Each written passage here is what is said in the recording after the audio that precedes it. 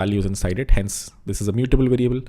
Hash map : new. This is again a function associated with this hash map struct. I can insert something here. I can insert something here. I can get something from, the hash map. So at this point, what does the hash map look like? At this point, the hash map looks something like this. It has a key Harkirat, a value 22. It has another key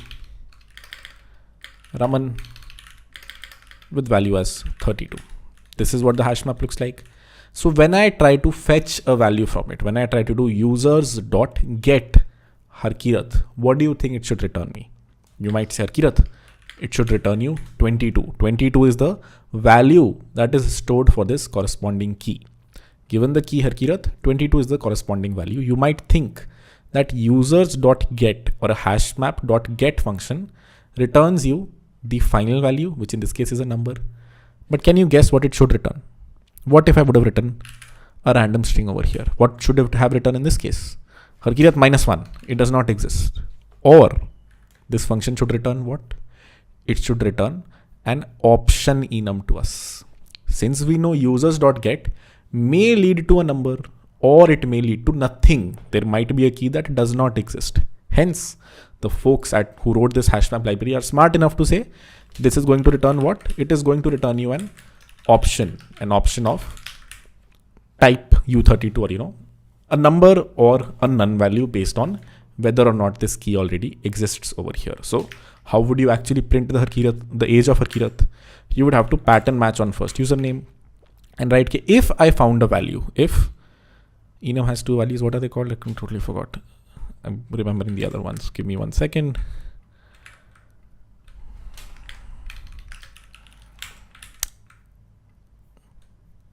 None and sum. There you go. So if the variant is sum, if we found some value over here, then I'm going to just print the age.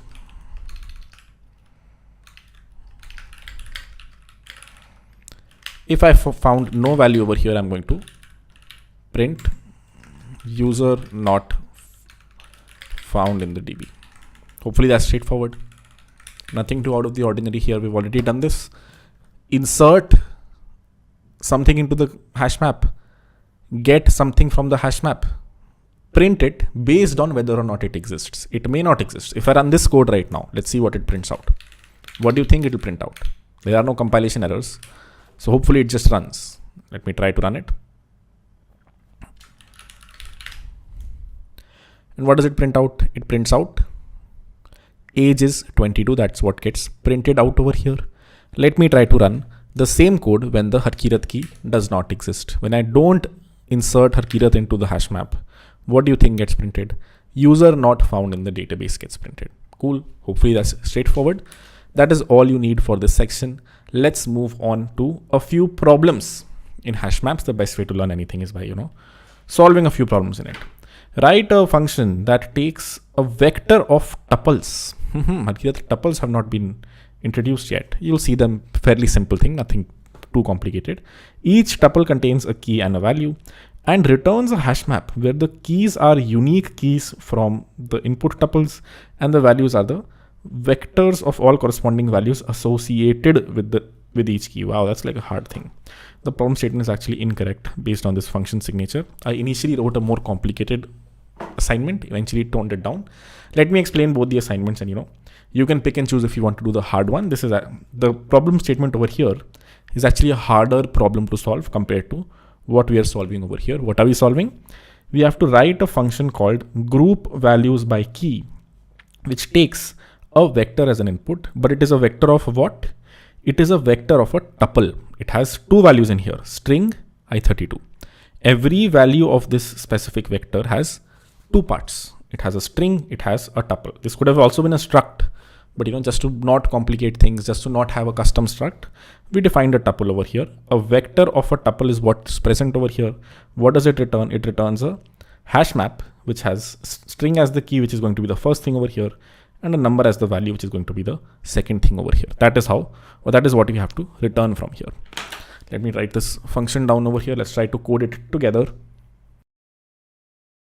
All right, sorry about that. I forgot to change the screen. This is the code that I have written. The function was called group values by keys. As the name suggests, given a bunch of key value pairs in the vector format. The input is a vector of tuples where the string is the first tuple, part of the tuple, number is the second part of the tuple. What are we supposed to return? We're supposed to return a hash map, which has a string as the key and a number as the value. Basically, the input will look something like this. It is a vector where the first value is this. Harkirat is 22 years old. The second value is this. Raman is 32 years old. It is a tuple. What is a tuple? It lets you store two things together. You could totally replace this with a struct as well. A struct that looks like this. Name, string and age, I32. You could write this as well. You can write, this is going to be an input of not a tuple, but a user. That is fine as well. The logic changes a bit and the input becomes much more cleaner for you to write. Or if you don't want to deal with structs, what have we done? We have said, input is going to be a tuple being something that has two values, a string and a number, a string and a number. Given this input vector, we send it to this function. What does this function do? It takes the vector as an input and converts it into a hash map. Pretty much, just converting one format into another. How do we do it? We initialize a hash map. We iterate over this vector. How do you iterate over vectors in Rust? There are various ways. We're coming to them in the iterator section. But one way is this. For the value in vec. For, if this was a vector of numbers, then the value over here that you would get would be a number. But since it is a vector of tuples, since the vector has two parts, you can destructure those two parts over here. That is how, or that is why, that is what we've done over here. We've destructured the key and the value. For this key comma value in the vector, hm.insert key comma value. In this hash map, insert the key and the value. What key and value we're inserting over here? The one that we got as the input. So what will this do? In the first iteration, this will become Harkirat comma 22. Her key will be Harkirat, value will be 22. So what will get inserted in the hash map? At the Harkirat key, 22 will get inserted. In the second iteration, key will be Raman, value would be 32. So what would get inserted in the second iteration? Raman comma 32. This would convert our sort of vector of tuples into a hash map. And if I run this code, you would see what you would expect, which is something like this, a hash map that has Harkirat 22 as the first key, Raman 32 as the second key. Cool. Hopefully that's straightforward.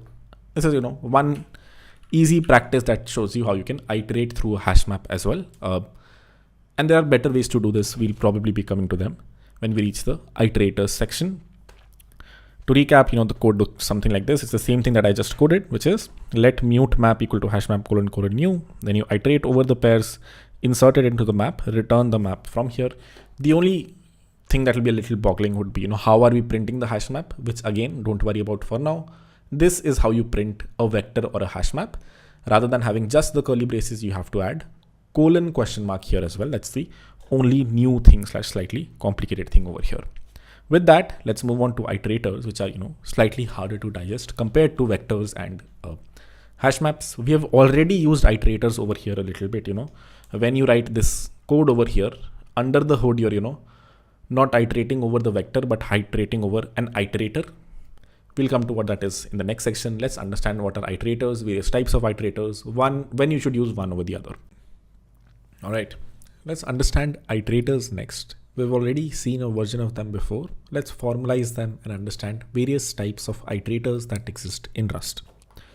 The iterator pattern allows you to perform some task on a sequence of items, something like a vector or a hash map. In turn, basically lets you iterate, as the name suggests, over a hash map, over a vector, over any collection that you might have. An iterator is responsible for the logic of iterating over each item and determining when the sequence has finished. If you have a vector 1, 2, 3, if you have a string HELLO, what does an iterator do? It is responsible for iterating over each one of these values and letting you know when the iteration has finished. It might seem like a very trivial thing in other languages, and it, because the complexity is sort of hidden from you. But in case of Rust, when you're defining a vector, you're actually have, a pointer to a bunch of bytes in memory. So if you want to write the logic to actually reach those bytes, it's sort of hard, which is why an iterator will take over all that complexity for you. When you use iterators, you don't have to re-implement all of this logic yourself. The iterators implement the logic to find those bytes in memory in the heap and give you back each and every value one by one. In Rust, iterators are lazy, meaning they have no effect until you call the methods that consume the iterator to use it up. This one's important. It says iterators are lazy. If I ever define an iterator and this is the way to do it, I've done nothing. I'm not yet iterating over every element. I have just defined an iterator. Think of iterator as another type, just like vector is a type, hash map is a type, i32 is a type.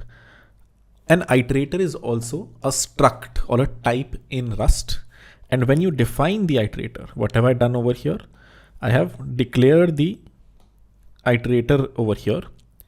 This declaration does nothing. It loads lazily. As time goes by, as you iterate over all of these elements, you actually reference the pointer or you find the actual value in memory. Defining it over here does not have a lot of performance downsides. You're not yet iterating over the final array. In Rust, iterators are lazy, meaning they have no effect until you call the method that consume the iterator to use it up. We'll come to some of these methods and what do they mean when they say use it up over here. For example, the code. Okay, this is just a code from the Rust book which we can't see. So let me just ignore this line over here.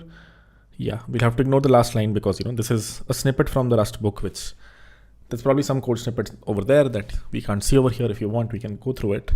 Let's go through the Rust book. This is also a good skill for you to learn sooner than later. Figuring things out from the Rust book. Iterators. Most of the slides from this also come from the Rust book. All right, this is what we're trying to read through. In Rust, iterators are lazy, meaning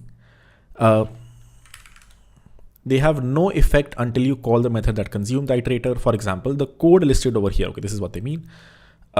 Creates the iterator over the items of vector v1 by calling the iter method on the vector. Don't worry about what this is. This code by itself doesn't do anything useful. It just defines a new variable over here. And the iterator is stored in the v1 underscore iter variable. This variable now is storing not the vector, but an iterator on the vector. Once we have created an iterator, we can use it in a variety of ways. In this chapter, we iterated over an array using a for loop to execute some code on each of its items. We have also done that. We have sort of iterated over vectors and hash maps. They also under the hood use an iterator like this. Under the hood, this implicitly created and consumed an iterator, but we glossed over how that exactly happened. Until now, whenever we wrote code that looked like this, for val in, not this, ignore this line of code. Whenever we wrote code that looked something like this, we were sort of writing code that looks like this. It sort of under the hood got converted into an iterator. We just glossed over that specific complexity. So when we have written code like this in the past, it is the same as calling an iterator on it. Which iterator we'll be coming to very soon. But Rust just hides this complexity from you if you're writing this very simple syntax, but you are still using an iterator over here. Cool. That is what an iterator is.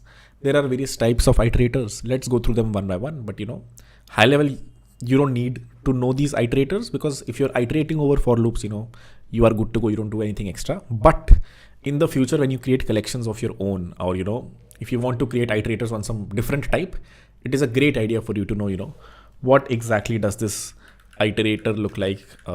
If I define this iterator over here, its type is this iterator type, which is a trait which has an item and it has a next function which you implement for your own custom iterators in the future. Don't worry about this at the moment, but eventually when you have your own types and you want to create an iterator on that type, you will have to create a struct that implements this trait. Harkirat, what does a struct implementing a trait mean? Don't worry about it just yet. Cool. Let's move on and let's move on to some simpler things now. Let's try to see a few important types of iterators. The first one is just iterating using for loops. This is the simplest thing we have already seen. Hopefully this is just straightforward as soon as you look at it. This is a variable called nums, which is a vector of arrays. For value in nums, I print each and every value over here. So fairly simple, nothing too out of the ordinary over here. I'm iterating over the nums, all the numbers. I'm printing them on the screen. We've already done this in the past. Under the hood, this does use an iterator. You just don't see it. You don't explicitly define it. But under the hood, this nums, this sort of gets converted into nums.iter. You just don't see that specific complexity over here. A specific type of iterator. We'll come to what that iterator is. Second is if you explicitly first convert or create an iterator from your vector. I repeat, you call nums.iter. This will return a new variable to you, which will be of type iterator, or which will implement the iterator struct. What does that means we'll get to. And once you have this variable, the logic after that remains the same. Okay, for value in iter, you can print all the values one by one. Let's quickly code this up. I already sort of coded this, so like nothing too different from what's already on screen here, which is rather than simply writing for val in v1, I'm first creating an iterator on it. If you hover over this, it returns you an iterator. It returns you a struct of type iterator, and I can use a for loop to iterate over this iterator. I repeat, I can use a for loop to iterate over this iterator. This is a new variable different from the v1 variable that we already have over here. The iter method in Rust provides a way to iterate over the elements of a collection by borrowing them. The important part over here being borrowing them. When you write code that looks like this, where you're using v1.iter, then you are borrowing all of these values. You are not consuming them. v1_iter does not become the owner of these values. v1_iter points to these values. It borrows these values, which pretty much means after this, iteration is done, the original vector is still valid. I can still use the original vector because v1_vector did not consume it. It just borrowed these individual values over here. It did not consume these values. It did not become the owner of these values. It just borrowed these values, which is why even after iterating, I can still use the original v1 array. Let's try to run this code, and you will see I first print the 3 values and I still have access to the original vector. You can't mutate these variables since we have an immutable reference to the internal elements. I do borrow them. I have a reference to these, but an immutable reference. If you want to change these, then we get to the next type of iterator, which is mutable iterators. Let's come back to this specific syntax very soon. Let me first take you through iter mute, or iter_mute function over here. If you want to borrow these elements mutably, you can call v1.iter_mute. And then if you want, you can actually mutate the values over here as well. Val equal to val +1.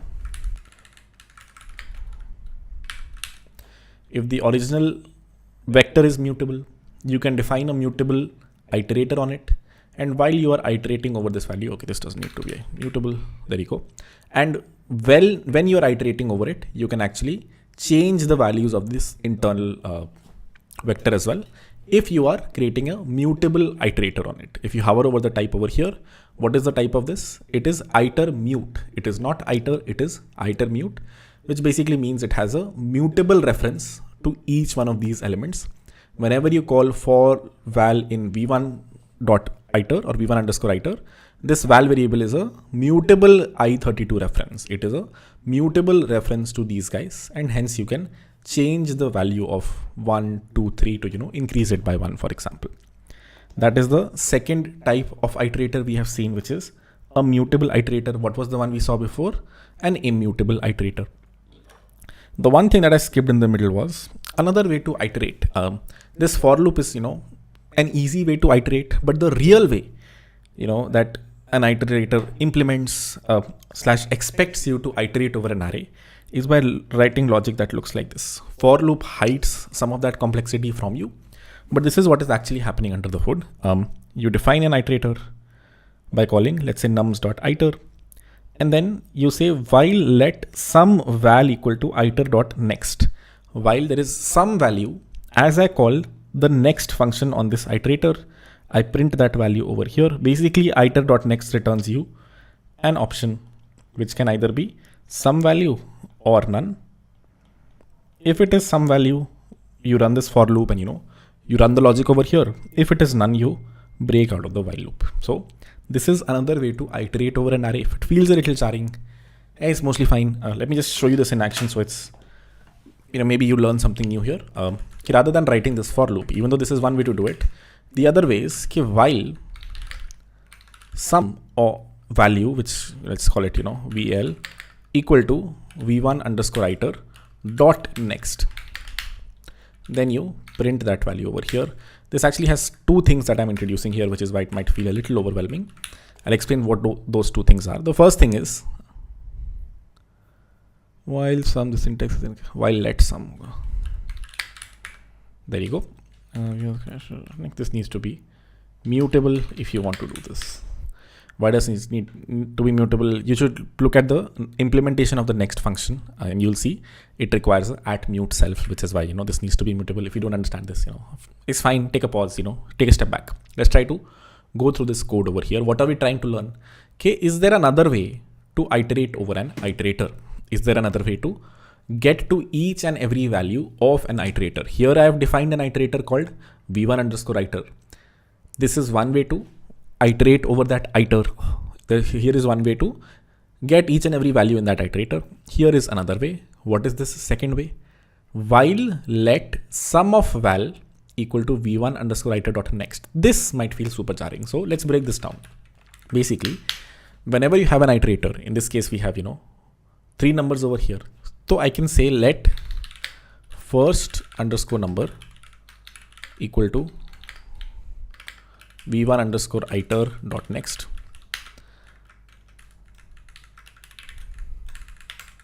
Let second underscore number, can you guess, is next. Third underscore number is v1 dot next. Fourth number does not exist. As you can see, we only have three values over here. So when you call dot next on an iterator, it starts to consume each and every value over here.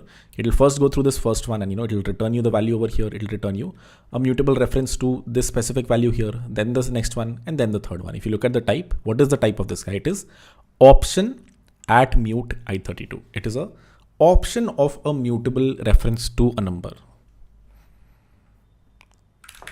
What is the type? Option, which means it could point to a number mutably.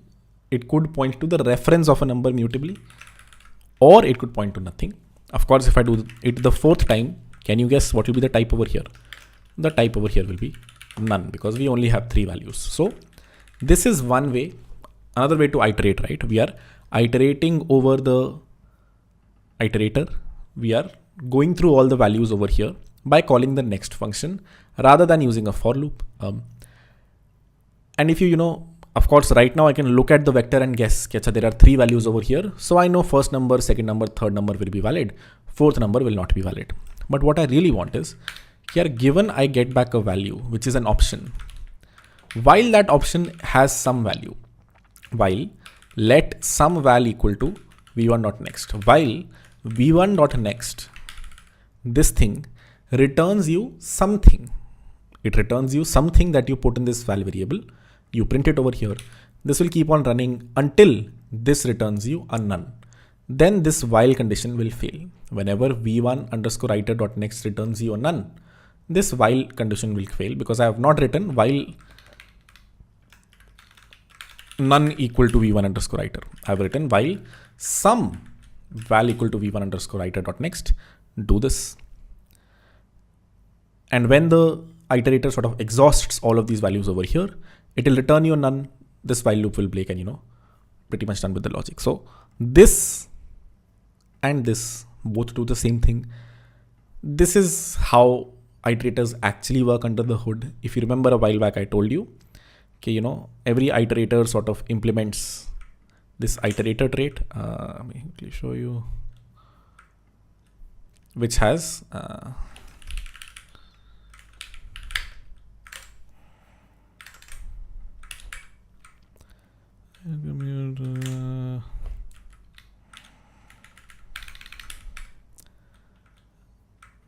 you go, which has, a next function. So this is how, every value actually gets consumed. But if you don't understand this, it's fine. You will need to understand this if you ever have to create your own iterators, if you have to ever implement an iterator trait yourself. You don't have to do that right now. So, feel free to completely ignore this as well. As long as you understand this and, us creating an iterator over here, you're decent. You're like good to go. The only thing to keep in mind is if you want to change the values, then you have to create a mutable iterator, else you have to create a normal iterator. These are the two types of iterators we have discussed until now. To recap, the first kind of an iterator you can create by calling .iter on the value, and this for loop is how you can go over all the values of this iterator. The second type of an iterator is iter_mute, which you can take a mutable reference to each one of these values. If you use iter_mute here, and now you can, iterate over all of these values and update them as well. Lastly, into_iter is the third iterator that we're going to talk about, which is slightly different from the first two. If I write let iter equal to nums.into_iter, everything else looks the same. I can still, iterate over all the values, print them on the screen. But this into_iter has some special properties, and it can give you some performance benefits if, you are ready to sacrifice a few things. The into_iterator trait is used to convert a collection into an iterator that takes the ownership of the collection. Important part being here. What was true in the very first iterator? What did the first iterator say? The first iterator said, provides a way to iterate over elements of a collection by borrowing them. What is this iterator saying? It will do the same thing by not borrowing them, but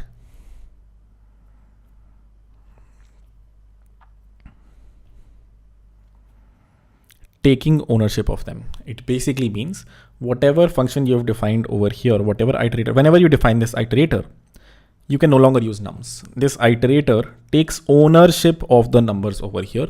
Nums becomes invalid after that specific point, which is not true if you're creating an iterator. If you are creating an iterator using .iter, then you can't change its value, but you can still print it.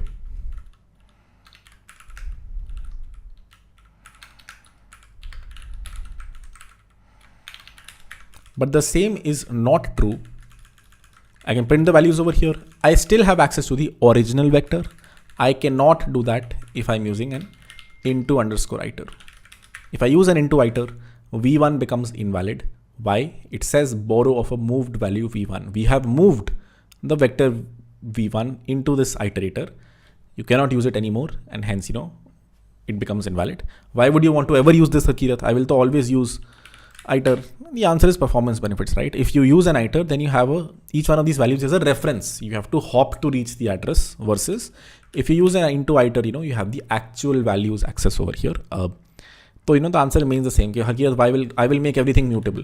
Why do I need to? Since Rust has everything immutable by default, I will make everything mutable. You can, but then you lose the benefits that come with immutability. And similarly, you might think, Harkirat, I will always use an iterator, because what if I do need to use v1 later? That is fine, but there will be very slight performance downsides, because v1_iter will have a pointer to these values. It will not own these values, and hence it has to go through a hop to reach the final address when you dereference the value over here. Versus if you use into_iter, that won't happen. Is it significant? It depends on your application. Most case, just most of the times you'll just create iters. But if you want to, you should understand what an into_iter is, and hopefully you do. What is the difference between an iter, an into_iter, and an iter_mute? The first one you want to use if you want an immutable reference to the inner variables and don't want to transfer ownership. Second one, if you want a mutable reference to the inner variables and don't want to transfer ownership. Third one you want to use if you want to move the variables to the iterator and don't want to use it afterwards. If you are sure you don't want to use this v1 later on, then feel free to move it into this iterator. Feel free to use v1.into_iter. But if you know, you do have to use this, then you can't use into_iter. You can't move this vector into this iterator, which is why you might want to use .iter. Cool. Do you understand this? What do you think happens by default when I write this code? When I write a normal for loop without any iterators, what do you think happens? It is similar to me creating into underscore iter. It consumes the vector. If I write a simple for loop over here, if I don't write any iterators by default, if I write code that looks like this, you will notice it begins to complain. It says borrow of a moved value v1. Why did it get moved? Because this is the same as doing this into underscore iter, which consumes the vector, which is why it starts to throw an error. So if you write code like this where you're not using any iterator, you are simply using into underscore iter under the hood. It's the same thing. Code on the left and code on the right do the exact same thing, which is, it uses the into iterator and not the iterator. Cool. Hopefully that's clear. Hopefully you understand the three types of iterators that exist and how do you, iterate through that value given you have that iterator. How do you go through each and every one of these values given you have created this iterator? But iterators give you something extra. They provide you some functions by default, basically, for example, a function like .sum, which will, as the name suggests, find the sum of all of these values. So these functions are of two types, consuming adapters and iterator adapters. Let's understand that next. Is not super important, but sort of important. There are a few functions that you get that you can access on top of an iterator. Some of these functions lie in the category of consuming adapters. Some of these lie in the category of iterator adapters. Let's understand what these two types are and how do you use one over the other.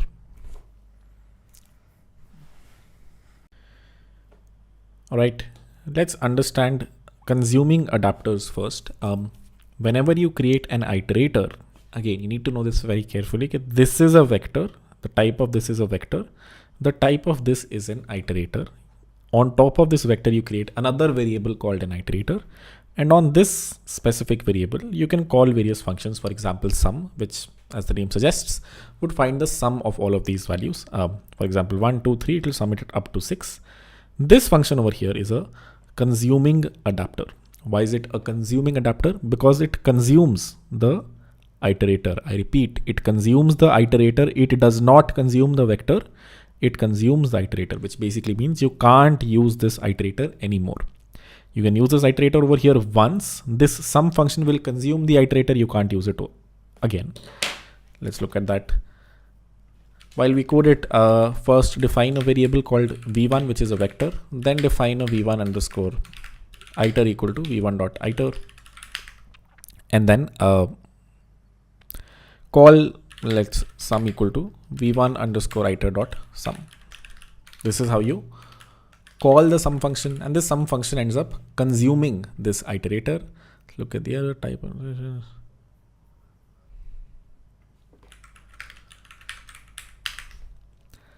Now, if I print the sum, everything is fine.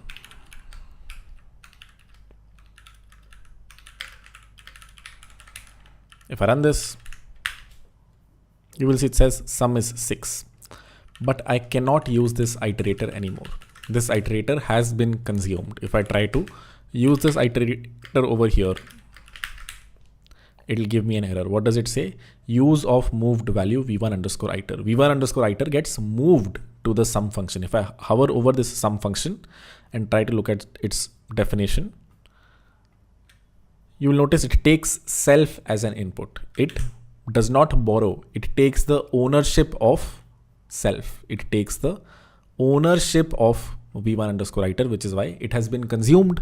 It has been moved, not moved. It has been moved. It has been moved into this function, which is why you can't use this iterator anymore. What is this function? This function is called a consuming adapter, a function that ends up consuming the iterator. How do you know if a function is consuming the iterator? Pretty simple, right? If this function takes self as an input and not, let's say, add self. If it would have taken add self as an input, it would have been borrowing the variable. But since it takes self as an input, it ends up consuming the variable. And then, even if you try to print it, that is fine. You can't use v1 underscore iterator anymore. Its lifetime sort of ends over here. Lifetime is the wrong word. It is no longer valid because its ownership got moved to the sum function. Cool. That is a consuming adapter. Why is it called a consuming adapter? Because it ends up consuming the iterator. What is the other kind of an adapter? An iterator adapter are methods defined on the iterator that don't consume the iterator. Instead, they produce a different iterator by changing some aspects of the original iterator. They produce a different iterator. They create a different iterator by changing some aspects of the original iterator. So let's say I define a vector v1 over here, which looks like this. I define an iterator on top of that v1, that specific vector. And then I call iter.map and I pass it a closure. This is something we haven't discussed, but hopefully it's straightforward to understand what this is. This is very close to a function where we have an argument first and then a return type over here.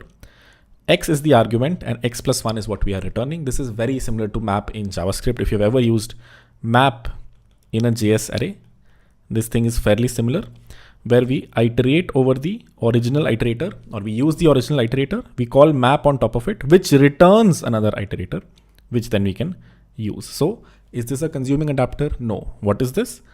This is an iterator adapter because it is an adapter that returns another iterator. Whenever you call iter.map, it returns another iterator. This function will return another iterator, which you can use.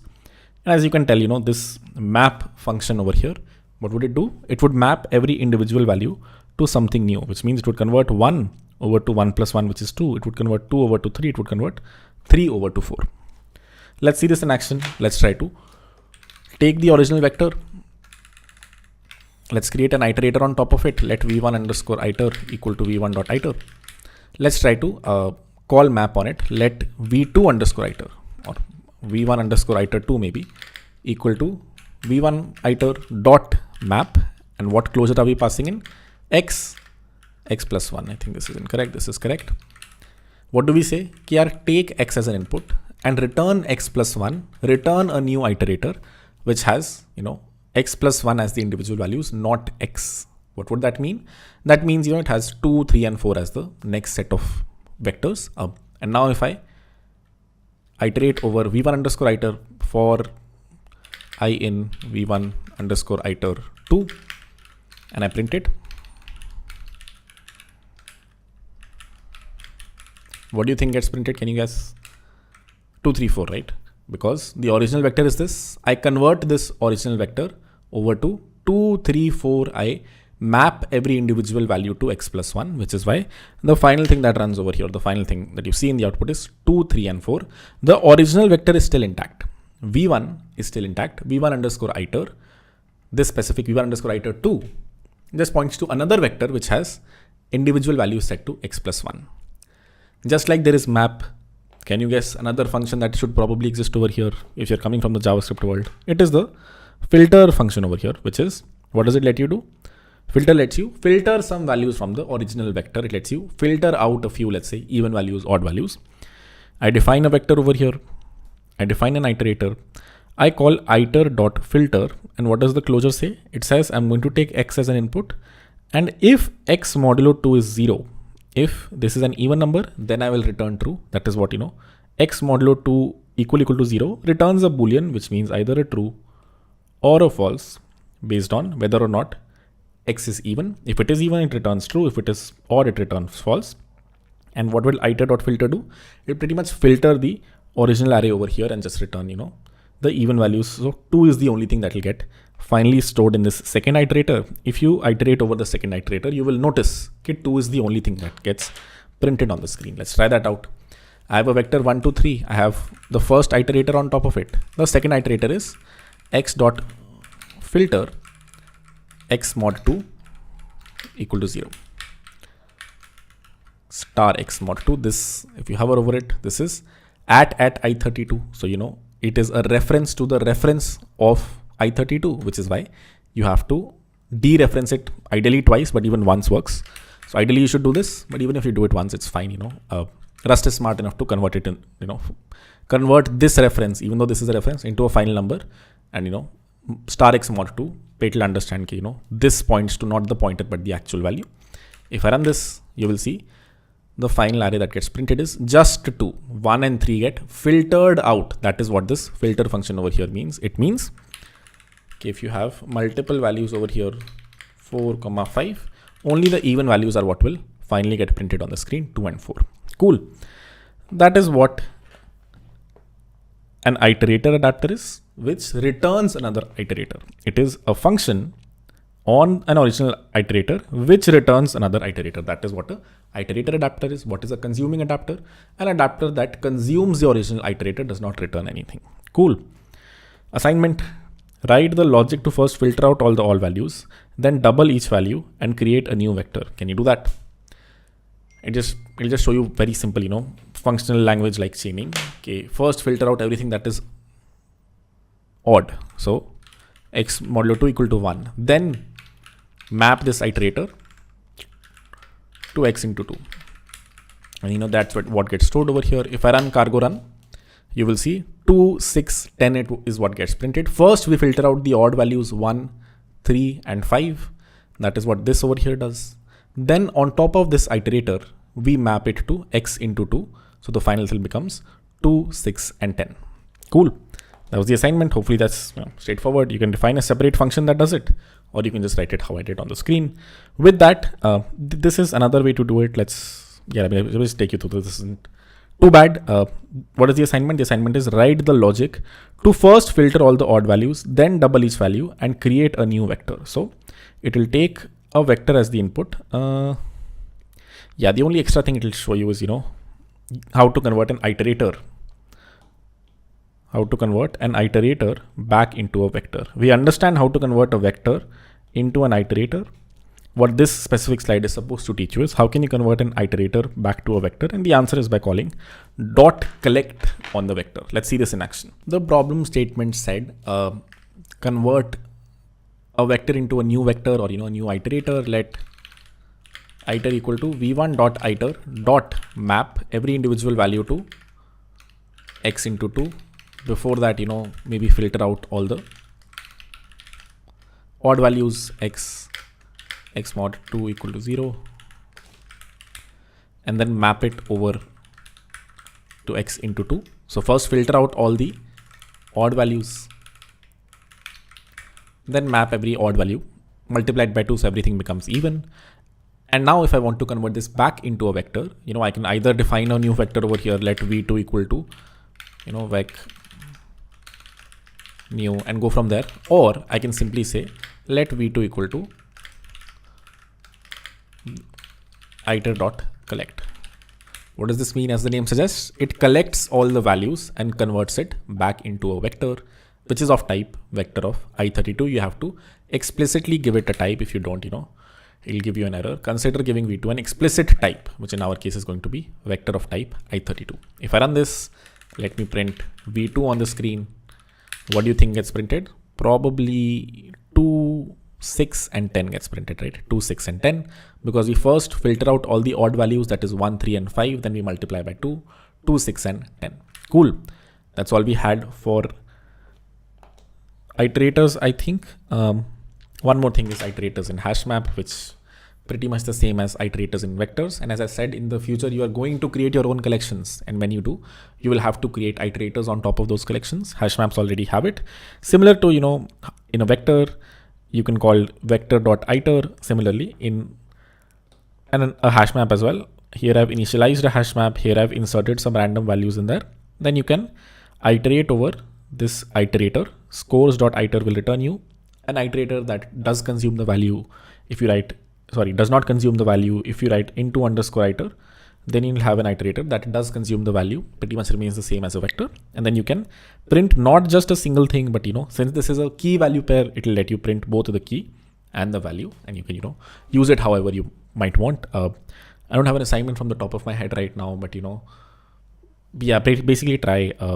The good assignment might be take a vector that is of a tuple, string comma number. So Harkirat 22, and then Raman 23, so on and so forth.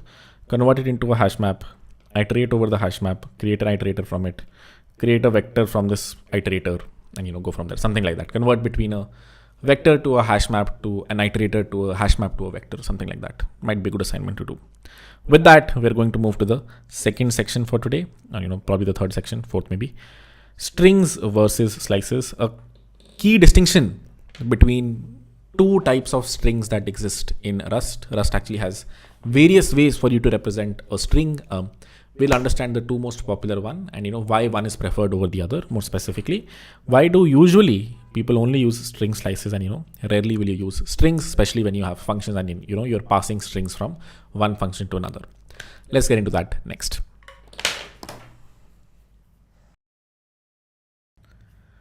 All right, let's understand the difference between strings and slices next. We've already used both of these a little bit, but now we'll try to understand what is this, how is it different from this, why do you even need slices, why isn't strings not enough? The string type, which is provided by the Rust standard library, is a growable, mutable, owned UTF-8 encoded string type. A lot of things there. Growable, it can increase and decrease in length. Mutable, you can change its value or add more characters to it, remove characters from it. Owned, which means the variable, the string, owns the value on the heap, and if the variable goes out of scope, the data gets cleared from the heap as well. UTF-8 encoded, this might be a little new to a few people, but there are various encodings when you write a string. For example, you might have heard of ASCII maybe, and just like ASCII, UTF-8 is covers like a lot of characters. ASCII covers slightly less number of characters. I think this covers like 127 characters only, which has everything from A to Z and small a to small z numbers and a few other characters. UTF-8 has everything, including like the Hindi language characters as well. So string is primarily UTF-8 encoded. In the end, what is a string? A string is a bunch of bytes of data, right? A bunch of bytes that eventually get interpreted as, let's say, this specific thing over here. Now the H over here is a bunch of bits, or a byte over here.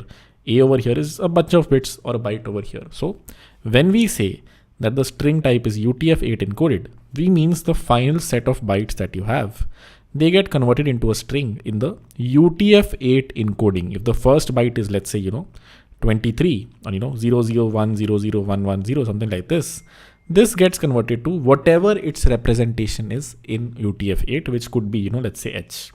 And then let's say the second byte is 01101111011, something like this. This gets converted to A, which let's say is the UTF-8 representation of this number over here. So that is what UTF-8 encoded string type over here means. It means whenever you're using a string, you can pretty much shove anything over there. UTF-8 has, everything from the Hindi language to Spanish to English. So every character that you can think of can reside in this string type. When Rustaceans refer to the string in Rust, they might be referring to either a string or a string slice. This second thing that we're mentioning over here. Until now, we haven't formally discussed this, but when people mention strings, they could mean the string type or they could mean a string slice. Not just one of these two types. Although this section is largely about strings, well, what we are learning is about both strings and string slices. But if you go to the Rust book, this is, a snapshot from the Rust book. They have a separate section on strings, which is why, it says, although this section is about strings, both the types are used heavily in Rust, and both string and the string slices are UTF-8 included. This is what a string is. I'll code this very soon. You'll understand what it is. We've already used this. Slices let you reference a contiguous segment of elements in a collection. I repeat, slices let you reference a contiguous section of elements in a collection. String slices let you reference a contiguous section of elements in a string. So slices are a more generic concept. They apply to vectors, they apply to strings. What are string slices?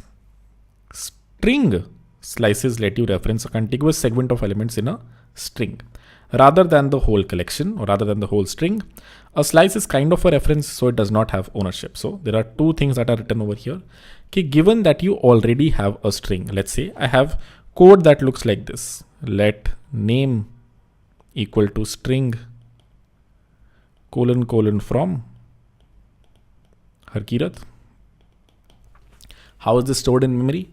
There is the stack over here. There is the heap over here. The variable name is stored over here, which points to, let's say, HELLO on the stack. This is what a string is. And what is a string reference? It references a contiguous segment of elements in a collection. Basically, let's say HEL. If you want to reference a contiguous set of elements in a string, in a vector, how will you do it?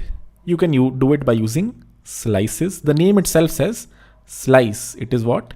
It is a slice of the complete string. If this is the complete string, a string slice represents a certain portion of that specific string. We've already discussed strings in the past. Let's quickly look at some code of, how do you define a string? This is how you create a string. Let name equal to string : from Harkirat. And then you can print the string over here. This is a string, this thing on the left. This is how you create a string. This is how you mutate a string. Let's say you want to push my last name towards the end. You can call name.push_sing. This is how you delete from a string. You can call name.replaceRange. Everything from 8 to, let's say, the end of the name with an empty string, basically removing my last name from here. What does this name.replaceRange do? It replaces everything from, the 8th character over to the end with this empty string. That is why my last name gets removed from, this string over here. So if the string is Harkirat space sing, what will name become at this point? At this point, name will become Harkirat space sing. And what is the next line of code doing? The next line of code, this line of code is replacing everything after the 8th index towards the end with an empty string. So everything from here towards the end gets replaced with an empty string, which means we revert back to the original string Harkirat. That's how you delete from a string. And this is how string looks like in memory. This is data on the stack. This is data on the heap. We have discussed it a few times. More technically, if you want to understand, the thing that is stored on the stack is the pointer to the final thing on the heap and the length of the string and the current capacity of this specific pointer. This capacity sort of becomes important because if you want to increase the size of a string, then based on this capacity, you will have to ask the operating system for more space over here. And then the operating system will decide, okay, is there some space available here? If not, it will move the complete string over to, a different space. So these are the three things that are actually stored on the stack. Until now, I only said, okay, a pointer is stored, but the thing that is actually stored on the stack is a pointer to the, first element over here, the length and the capacity. String slices let you reference a contiguous segment of elements in a collection rather than the whole collection. A slice is a kind of reference, so it does not have ownership. We discussed this a few slides ago. What is a slice? It lets you reference a contiguous segment of elements. Basically, if you want sort of a view into this string, if you want just, the first part of this string, if you want something to point here, that is what a string slice is. A string slice is sort of a view into this, let's say the first 5 characters over here. It is a view into a contiguous segment on a collection. What is a string? What is a vector? These are collections. And if you want to view a certain portion of this collection, you use a slice. Let's see this in action with a very common example that you'll find everywhere. This example comes from the Rust book. The example says, write a function that takes a string as an input and returns the first word from it. So for example, if the string is Harkirat space sing, what will it return? It will return the first word from it. It will return Harkirat. Let's look at the code that's written over here. It's not too difficult to understand.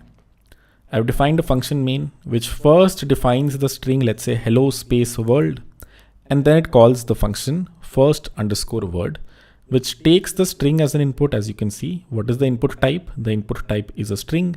And what does it return? It returns a string as well. Let mute answer equal to string : from empty string. We iterate over the original string. What does for I in str.chars do? str.chars actually returns an iterator. So for I in str.chars would iterate over all of these values. And it says if I is ever equal to an empty string, then we can break right there. Else we will push it to this answer string. By the end of it, I will return the answer string, print it over here. Do you understand what is happening here? Why this is a little inoptimal. When I'm over here, I define the first string variable, which is hello world. And when I'm over here, I'm creating a fresh variable called answer and storing something more on the stack separately. I am duplicating this hello world into a new variable that gets returned from here. Over here, I have two values. I have, the name and the answer. The name gets moved over here, so that's technically not true, but you get the idea. The final thing looks something like this. I have name, which points to a string called hello world. I have answer, which points to a separate string, a separate section that has, hello over here. I have duplicated the first word into a new variable. That might sound okay. Kya ho gaya? This is like fairly common, Harkirat. It is fine. You asked for the first word, you got the first word. What was the problem statement? The problem statement was write a function that takes a string as an input, returns the first word from it. That is exactly what is happening here. What is wrong over here, Harkirat? The thing that is wrong is, number one, we take up double the memory. We could have somehow created a slice, right? Created a string slice that just points to the first 5 elements over here. So you had to use twice the amount of memory. That is actually not the best example or the best reason to not write this code that we have written over here. What is the better reason to not write this code? It is if the name string gets cleared, if I ever remove this from the stack and let's say this gets moved out of scope, answer still has the hello value in it. Answer still has hello in it. The problem is, since I am not having a view into the original string, I am not doing this. Yeah, this is the original string. I want answer to point to this. Since I am not doing this, if the original string goes away, if the original string, changes from hello world to, let's say, Harkirat space sing, then my answer still points to hello. That is a little problematic. This is a little hard to digest example, but the one that Rust gave and hence everyone uses. The question said you should return the first word from the string. So what you are doing over here is you are returning the first word from it, but in a separate variable. So if name ever changes, I repeat, if this name variable ever changes, then this answer variable should also change through the lifetime of this program. Basically, the problem isn't given a string as an input, return the first word from it. The problem statement itself should say, given a string, return a view to the first word. Return me a view to the first word rather than creating a fresh word over here.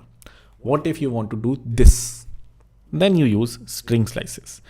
What we want is a view into the original string and not to copy it over. I don't want to create another string. I want answer to point to this string so that if this goes out of scope ever, if the name goes out of scope, then this guy should also go out of scope, or this guy should at least complain.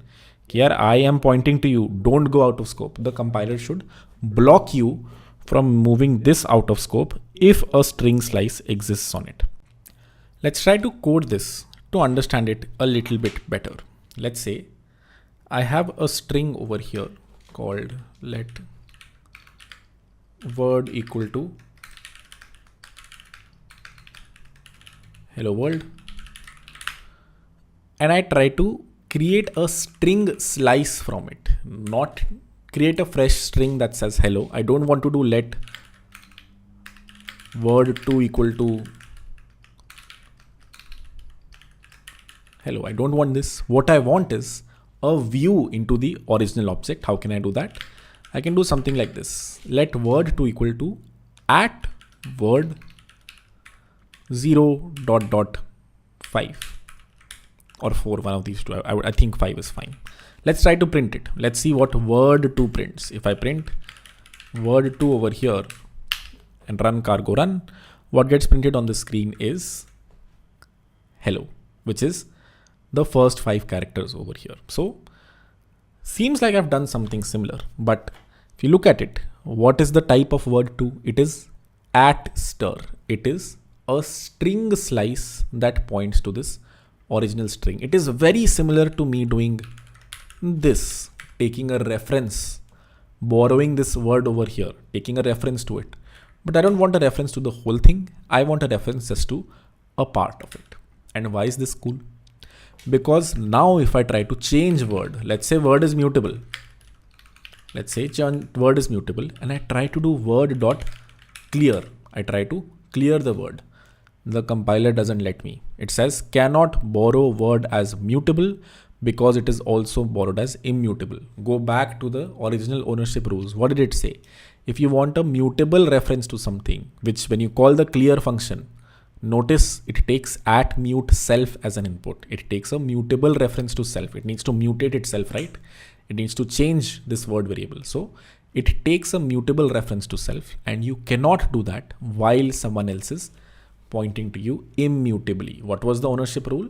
The ownership rule said you can have multiple immutable references. If you have a mutable reference, you can't have other mutable or immutable references. This was the ownership rule that we talked about. And why is it coming handy over here? Because since word2 is sort of pointing to word, it is borrowing word over here. Word2 is actually borrowing word. It is a immutable reference to a portion of the string, not the whole thing, but a portion of the string. And hence I can't do word.clear, which makes sense because if I clear the word, then this word2 has no wajud. If I clear this, then what should this guy point to? The word itself got cleared. Even if I change the word, push underscore stir world2, then it's very hard for me to figure out. The first word might change. Word2 ka goal was you need to point to the first word over here. It is pointing to the first word, but that gives you a restriction that while this is in scope, while you have an immutable reference, you cannot create another mutable reference, which is a good thing because if you change this, ideally agar dekha jaye to your program is breaking. You change the string, then word2 is no longer pointing to the first word. It might be pointing to, it is pointing to hello world right now. But if I clear the string, then, I've removed everything from the heap. This word2 will become a dangling pointer. It will be pointing to something that doesn't exist on the heap only, which is why Rust blocks you from doing that right here. This is where, hopefully you see some memory management magic happening. Okay, Rust is preventing you from a very common memory error, which is word2 is pointing to an original word ka segment, a segment of the original word. And if you try to change it now, the Rust compiler won't let you. That is where string slices shine, or that is why you might want to use a string slice over our original implementation. What was our original implementation? Our original implementation looked like this, where we were returning a new string from the function. We were returning a new string. What are we doing now? We're returning a, ads2. If you look at the final code over here, it takes the address of a string as an input. It can also take the string as an input. No, it cannot. It needs to take the address of the string as the input. I'll share very quickly why. And it returns ads2. I do all the logic to figure out what is the first word, and then I return ads2 0 ... the space index. I return a segment from the original word, a slice that points to a segment on the original word. Let me quickly code this as well. What are we writing? We are saying this is the original word, and I'm going to define a function called find underscore first underscore word, which takes, you could write string as an input, but you'll see an error very soon, which is why I'll share why it needs to be ads2 or @string. Let's say it's just a string for now, but what is it return? It is not returning a string anymore. It is not returning a string. It is returning a string slice, which means something that points to a different string on the heap. How would you write the logic? You first enumerate over the word. So for I in first, let's define an index, which let's say is 0. This index will point to where the first space is. Where did you find the first space in the word? So if the word is hello world, index should eventually point to 5. Right now it's pointing to 0. For I in word dot chars dot enumerate, if I is equal to empty space, then what do you return? You just break the specific for loop. Else you do I equal to I plus 1. You also have to make index mutable, and you do not I but index equal to index plus 1. And what do you return from here? You return a reference to the word from 0 to the first index that has a space. The only problem here is I'm comparing, oh sorry, this needs to be something like this. I is a character, this probably is the index. And what am I returning here? This thing can, yeah, so this might feel fine to you, but can you see the compiler is complaining at you? What is it saying? You cannot return a value referencing the function parameter word. You cannot reference word because the data is owned by the current function. It says, "Kya word was defined over here. Then you moved it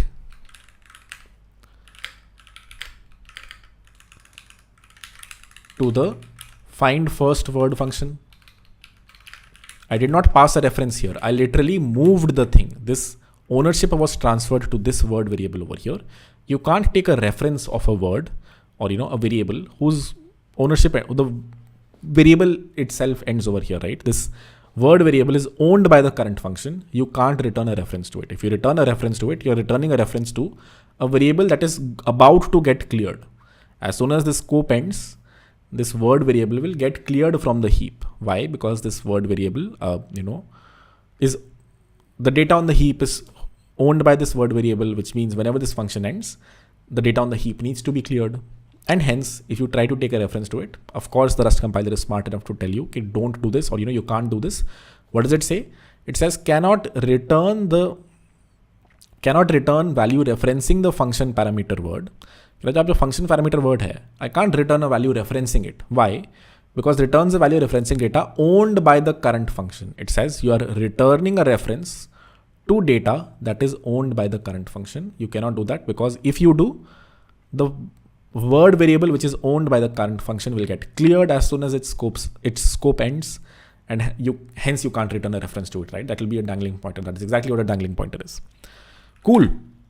Hopefully that's clear. How can you fix it? Just make sure you're not transferring ownership, right? Just borrow the variable here rather than moving it, and you're good to go, because now word is still valid after this line of code, which means, word 2 can also still be valid because it points to some portion of word. I repeat, word 2 needs to point to a portion of word, which means if you want word and word 2 to be valid after this line of code, you need to make sure you don't move the variable. You borrow the variable in this find first word function. Cool. Now let's see if that runs. When I click on cargo run, when I run cargo run, it says hello world is the first string, which is the original string. Hello is the second string, which is the mutated string. Cool. Hopefully that is clear. Let's look at the example over here as well. The same example over here. You define a mutable string called name, and then you call the first word function. You pass @name as the input, which is a reference to this name string. What does this function do? It finds the index at which space is present, and it returns a string slice to you from 0 up to space index. Finally, you have the string slice stored in an answer, which is sort of a pointer to name. It is not a pointer, it is a slice, but you get the idea. This is an immutable reference to name, even though it's not pointing to the whole name. It is just pointing to this much over here. It is still an immutable reference, and hence, all ownership rules apply. You can't mutate the string anymore until answer is in scope. If answer is in scope, you have a mutable reference. If you have a mutable reference, you cannot have another immutable reference afterwards. Approach number 2 with slices. Let's look at what this is. Yeah, it just does not have the main function anymore. The reason was just to show you, if you were a little confused with the string reference getting returned and now answer getting, pointing to a section over here, I just moved that from the function directly to the main function so that you can see the same thing, or, visualize the same thing a little bit better. This is the name variable that we've defined, which, when this line of code runs, what happens? A variable gets stored on the stack, which points to hello on the heap. And now, after this line of code, few lines of code run, and the answer variable gets created. This answer variable also points here, but more specifically to a section of the specific original string, and then you print it over here. So all ownership rules apply after this. You can't have a mutable reference to the answer variable anymore, or sorry, the name variable anymore. Let's look at, this more visually. I created a very weird visualization over here. Here is a better visualization. By the end of this program, you have the original thing, which points to hello world on the stack or on the heap. And you have this answer variable, which sort of points to a section of it. It points to HELLO, these 5 things over here. And how does it point to only 5 things? Number 1, it has a pointer from here to the same point as this guy. But number 2, the length variable over here is just 5 because, it only points to the first 5 elements over here. It is a string slice. It is a slice of this original string that is present over here. 3 types of commonly used strings. There are actually much more, but 2 we have already discussed. Let me discuss a 3rd type. The first one is when you use the string type, which is stored partially on the heap, partially on the stack. All of this data is pushed onto the heap. You have something on the stack that points to it. What is a string slice? String slice is a view into a string object. For example, if you want a view into just the first word, if you want a immutable reference to it, you can create a slice from it, which in this case points to the whole thing. But if you want, you can point it just to the first word over here. And the last thing is a string literal. Basically, if you don't use this string type over here, if you don't have a reference to a string, if you just write hello like this is called a string literal. Its type is still ads2. Let me just show you this, in action. And this is a good thing for you to know. I wouldn't say this is an interview question. No one asked this in an interview, but a good thing to know irrespective. The 3rd type of string is something like this, where you don't use the string type. You just type it out like this, like you would in, JavaScript or C++. What do you think the type is over here? Can you guess? It's definitely not string. I haven't done string : from something over here. I haven't ever said, okay, this is, a string struct where the value is hello world. Or I haven't used, the string : from function. So the question is, what exactly is the type of this string? If I have a string literally, what does a literal mean? You don't use any class. You don't even have an ads2. You have a naked string literal over here. The type is still ads2. If I hover over this, what is the type of word? The type of word is, I don't know if you saw it, but the type of word is ads2 only. It still points to something.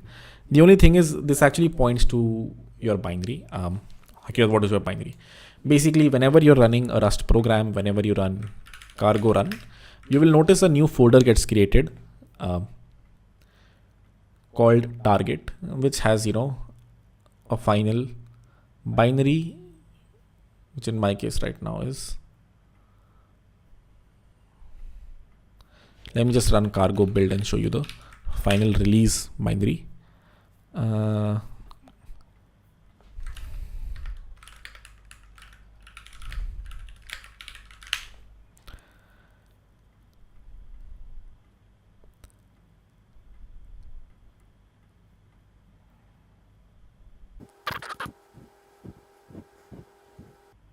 There you go. Damn it. Yeah, you'll see a file over here called Rust part21 for me. You might see a different name over here. This is your final binary, which basically means a bunch of zeros and ones. And whenever you have string literals like these, right? These literals are literally stored in the final binary over here. I keep saying binary, but I hope you understand what I mean when I say binary. If I go to the target / build release / release folder and I run /rust -part-2-1, it runs the program again for me. It's an empty program, which is why nothing got printed. But if you have a string literal over here, it is part of this binary. It's basically, present in these zeros and ones. In these zeros and ones, the program is present. And then this binary is also present somewhere. If you open this binary, you'll find in a certain section, this string is literally hard coded in here. And, when I say let word equal to this thing, the ads2, this thing is actually pointing to this, a certain section in this binary.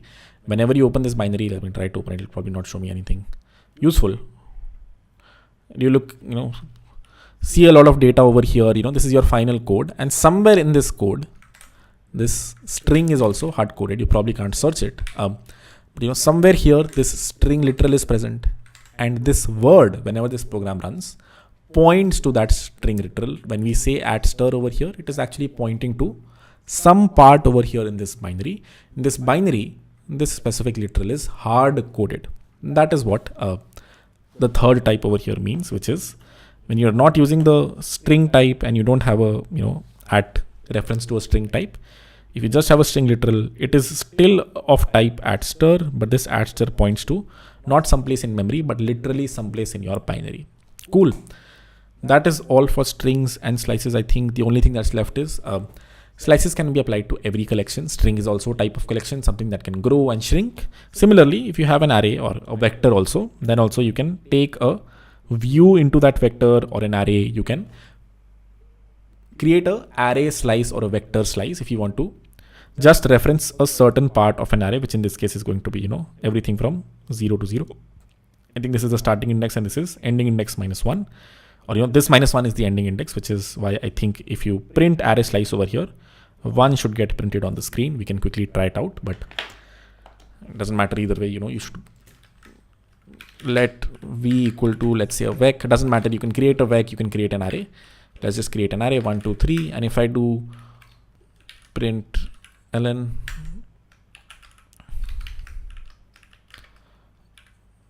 at v 0.1, I think 1 would get printed, but I could be wrong.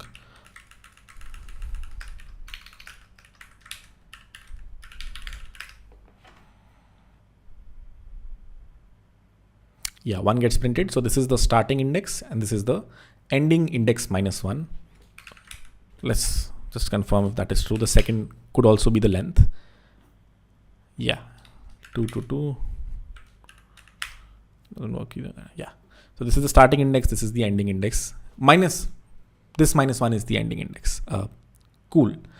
Let's move on. Next up, we probably can move on to generics, which thankfully, I don't have to teach.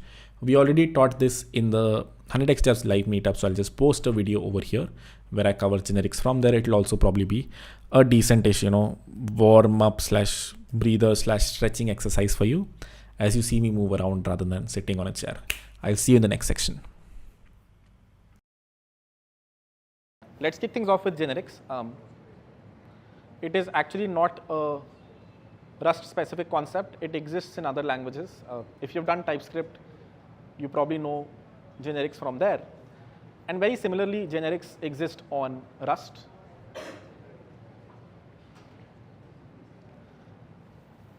Can we read through this code really quickly?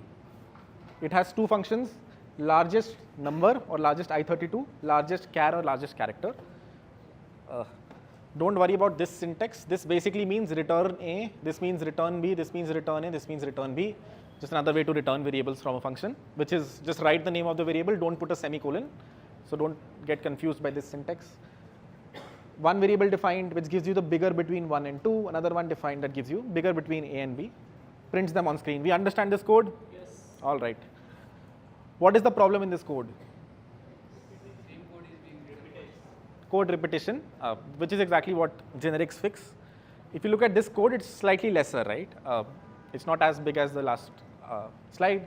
And the reason for that is we have written the same body over here. And we have said, I am not going to accept a number or a string. If you look at it, I say A is T, B is T, and the return type is also T.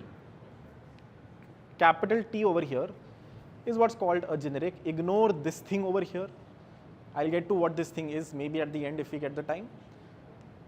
But what does it say? It says here A and B are not an integer, not a character, not a string. They're a generic argument. Generic means it can be a number, it can be a string, as long as it follows certain conditions, as long as this operator is valid on them. That is what this specific code over here does. If you don't understand it, feel free to, when we write this code in JavaScript, you will see we don't need this. But in case of Rust, if you want to use comparator on something, you need to make sure it has this specific trait bound, which is why we had to write this over here. But you can ignore this second part. whenever you are using a generic variable, which means it can be anything, you have to first define it like this. Let's write some TypeScript code before this maybe to understand this a little bit better. But the goal is that this function has the same body. This thing and this thing have been converted into a single function. The type of this function is t, t, and t. It is not I32, I32, I32 or character, character, character. It has a generic type, which means you can call this function with anything, be it a number, character, or a string, as long as it has this operators set on it, as long as you can call an operator on it. This is the equivalent code in TypeScript, which might be slightly easier to digest. Similar thing, a function, this is the name of the function, but the arguments are not number, not string. It's a generic argument. This t over here, this syntax over here basically tells TypeScript कि यहाँ पे यार अब इसको generic argument use करने देना. T is a valid generic argument after this. Let my developer use this. If I write this code, I wish I could copy it.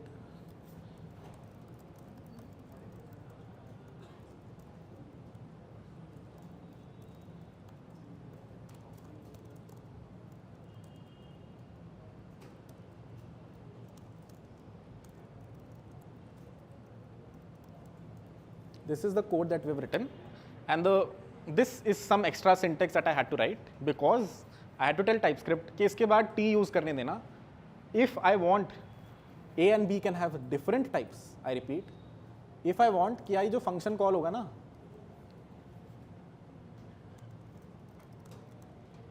whoever is calling this function larger can call it with a string and a number, different types. Then I have to tell it कि यार दो generic arguments हैं. T is also a generic argument, U is also a generic argument. Let the user call it with basically anything. But if I have a single one, then the user can call it with only a single type of argument. अगर ये T बन गया, if a string becomes T, then the second one also needs to be a string. Otherwise, you will get a red squiggly over here. Argument of type 1 is unassignable to parameter of type this. This is a string. This also needs to be a string because I have said कि यार ये अगर t होगा ना तो ये भी t होगा और return type भी t होगा. This is a number, then this also needs to be a number, return type also needs to be a number. Do we understand this? How many of you don't understand this?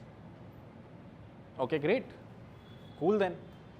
Same thing can be applied to Rust, which is, I mean, this is almost exactly the same. The only extra thing that Rust gives you is this trait bound, which as the name suggests, it bounds the variable on something. कि यार ये जो t है ना, it should follow this comparator, whatever this argument is. It cannot be something random, which does not, let you compare two values. TypeScript, as you know, is not as safe/strict as Rust, which is why this happens. Which is why I have this third, function call over here. TypeScript won't complain over here. I am giving it something fairly random. An object with name Raman, an object with name Harkirat. It is not complaining, even though there is no sense of a comparator on two objects. And if you run this code, you will see it gives you very random values. If I run this last line of code, it will print name Raman sometimes. It will print name Harkirat sometimes, which is bad. Ambiguous code, generally ambiguity is bad. It should be stopped at compilation, which is exactly what Rust lets you do. Rust lets you hear itself say कि भाई तुम इसको किसी random चीज पे नहीं बुला सकते. It needs to follow something. There needs to be some sense on this comparator. How are we doing? Can we move on to Rust? Sorry, structs.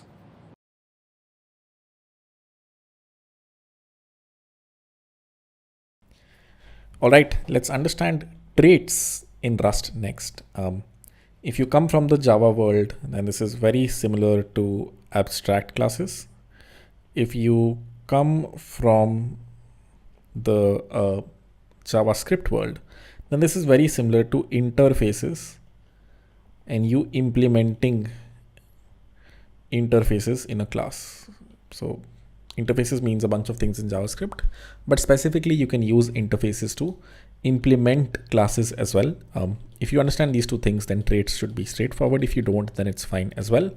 Let's try to understand what is a trait in the context of Rust. A trait defines the functionality of a particular type that can be shared with other types. Slightly jargony statement. When you look at it, you'll understand it in a second. We can use traits to define shared behavior in an abstract way. That's why I said it's very similar to an abstract class in Java. When you use trait bound, we can use trait bounds to specify that a generic type can be any type that has a certain behavior. Ignore this last statement for now. We're coming to it very soon. Traits are similar to feature called interfaces in other languages, although with some differences. Specifically in JavaScript, interfaces are very similar to traits in Rust. Let's look at how do you define a trait, how do you use it. The way to define a trait is something like this. I've written define a trait called summary. If it's in the same file, you probably don't need pub over here, but it's fine, we've written it. Pub basically means public, as you could have guessed. A public trait called summary, which has a function called summarize, which takes @self as an input, returns a string. Can you guess where I'm going with this? This is similar to an abstract class, a class whose function you are defining over here. And you can say, here, whatever struct implements this trait, I repeat, whatever struct implements this trait, that specific struct will need to have a summarize function. So here I've defined a trait. It's like a blueprint. I repeat, it's like a blueprint that other structs may follow.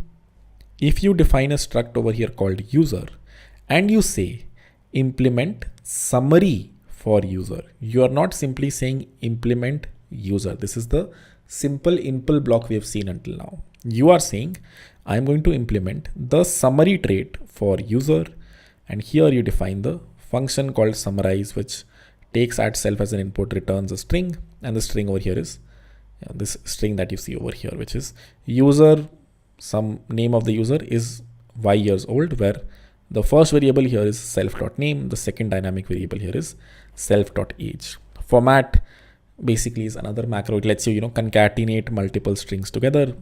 In this case, for example, we want to concatenate the name and the age. So this is how we have done it. Let's try to see this in action. Let's try to code this. But hopefully you understand, okay, for the user struct, now I have implemented the summary trait. And hence, whenever I define a user, I can call user.summarize without any issue. We can say that the user struct implements the summary trait. We can say very similar to how you might say, a class implements another abstract class in Java. I repeat, you might say one class implements another abstract class. Similarly, you can say the user struct implements the summary trait. Let's try to code this. Before that, again to recap, this is how you define a trait. Pub trait, the name of the trait, and whatever function blueprints, whatever function signatures you want, whoever is implementing this trait to have. If user is going to implement this trait, they will need to have a summary function in there. This is how we have defined a struct, nothing new here. This is where we have implemented a trait on a struct. And lastly, we have a main function where we are defining the struct and then calling the summarize function on it. Let's code this. This is the default implementation. Maybe let's discuss one more thing, then we'll try to code it. What does this say? It basically says that when you define a trait, you can actually implement a default function as well. So whoever is implementing summary, which in this case is user, if they have their own implementation, then that will be used. If they don't have their own implementation, then this default implementation will be used. So if you want, you can just have the function signature, or if you want, you can also have a default implementation. Okay, whoever is implementing this trait, by default summarize will, this is the function that will get called. But if they want, they can also override this function. Let's see this in action. Let's try to code this really quickly. Number one, I'm going to define a trait called summary. And what do I say? Okay, this is going to have a function called summarize, which takes nothing as an input and returns, or @self as an input, and returns a string. Then I'm going to define a struct called user. I'm going to say user has a name, which is a string, maybe a last name, and then, an age, which is a number. Lastly, I say implement the summary trait for the user struct, and it'll keep giving me an error because it says missing the summarize function in the implementation. So it's telling me, okay, you have to define a function called summarize, which takes at self as the input and returns a string. And over here, I can return whatever I want. The thing that we had returned, I mean, you can simply return, whatever, self dot name, something like this. But if you want, a more custom string format, why is this giving an error? Self dot name dot clone you can call over here. Or if you want a more custom, message, you can format a string that says the name is self dot name and the age is self dot age. Let me remove everything else. Probably have to convert this into a string. Oh, sorry. There you go. And now the summarize function returns a slightly more formatted custom string that will say my name is X and the age is Y. Now if I want, I can define a user, let user equal to a user struct, name is Harkirat, age is 21, and then I can call user dot summarize that would return the string. I want to print the string over here, so I can call something like this. Hopefully that's clear. The only issue there is this needs to be of a string type and not add2. This is the same thing that we've been seeing in the slides, so nothing new here.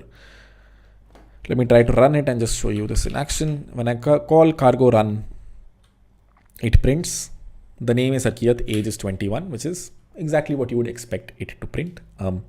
If I go back to the slides, what did we learn over here? A default implementation. So let's try to add a default implementation rather than just having a function signature here. I'm going to return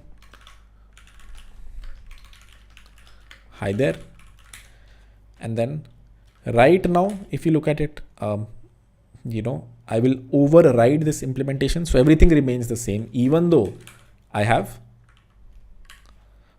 created a default implementation. I have overridden this default implementation over here. If I run this, it says the name is Harkirat, age is 21, but I can also remove this default implementation now. The compiler won't complain because we have a default implementation already. And in this case, it prints hi there. Hopefully that's easy enough to digest. Here is how we have defined the default implementation, and you can see this does not error out anymore. One new thing that we've added now is, one new thing that we're discussing next is traits as parameters. What if you want to create a function called notify such that only structs that implement the summary trait can be taken as input? I repeat, you want to create a function called notify that takes something as an input, and this something needs to implement the summary trait. That is what is written over here. It's slightly hard to read, so let me quickly write it over here. We say I'm defining another function now,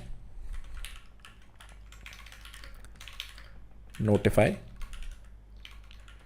which takes something as an input, let's call it u, which implements the summary traits. What do we say?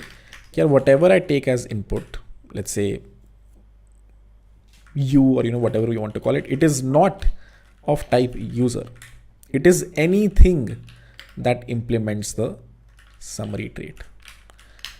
And why is this useful? Because I know anything that implements the summary trait will probably, or not probably, 100% have u dot summarize as a function on it. Anything that implements the summary trait over here, user implements the summary trait, and hence it has a default summarize function. If I want, I can create my custom summarize function. If there's another struct that I create over here called, let's say, fix, a random unit struct doesn't even have any value, and I say I want to implement summary for fix as well with the default implementation. Now I can pass both something, this fix struct, to this function. I can also pass this summary struct to this function. Already getting a little complicated, I can tell. I can see you through the camera. So let me, try to show you this in action. If I write notify user, do I see a compilation error? No, I don't. Everything compiles correctly. If I write notify one, do I see a compilation error? I do. What does it say? It says the trait bound integer summary is not satisfied. It says integer does not satisfy this specific trait bound. Summary is not implemented by an integer. Is it implemented by a string? It isn't. That is why you see an error over here. Can I implement it on a string? I probably can. Impl summary for string. I can add a default implementation to the official string type as well. And now if you look at it, this does not complain anymore. What would its default implementation be? The summarize function would still print this, default value. But since I've implemented the summary trait on it, I can now pass a string to the notify function. But if I did not do that, if I remove this specific implementation block, then I can't pass in a string. Can I pass in a user? Yes, I can. Can I pass in let f equal to fix? I can pass f as well, because fix also implements the summary trait.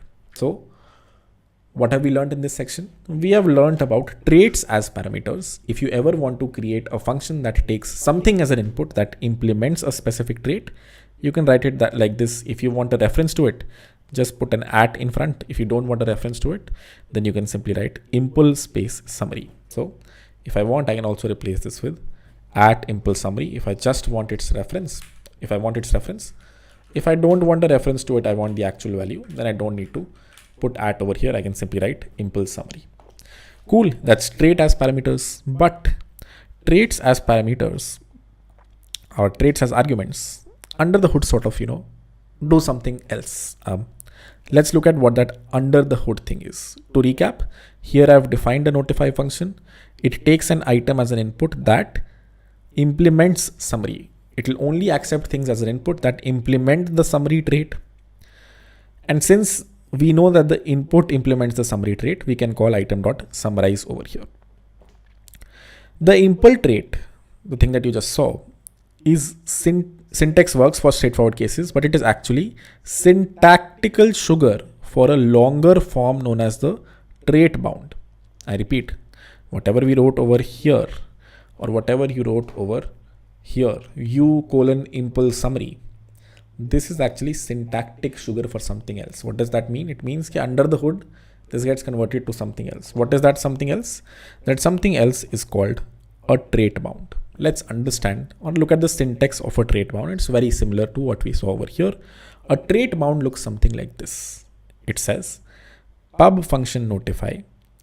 I want to take a generic as an input, and these are the constraints on the generic. The t generic now should implement the summary trait. And then I can simply say item is of type t. I say item is of type t, t is a generic, but this generic should implement the summary trait. I repeat, this generic t should implement the summary trait. Only then, can it be passed. This and the thing that we saw before, which is this thing right here, which I know it's a little hard for you to see.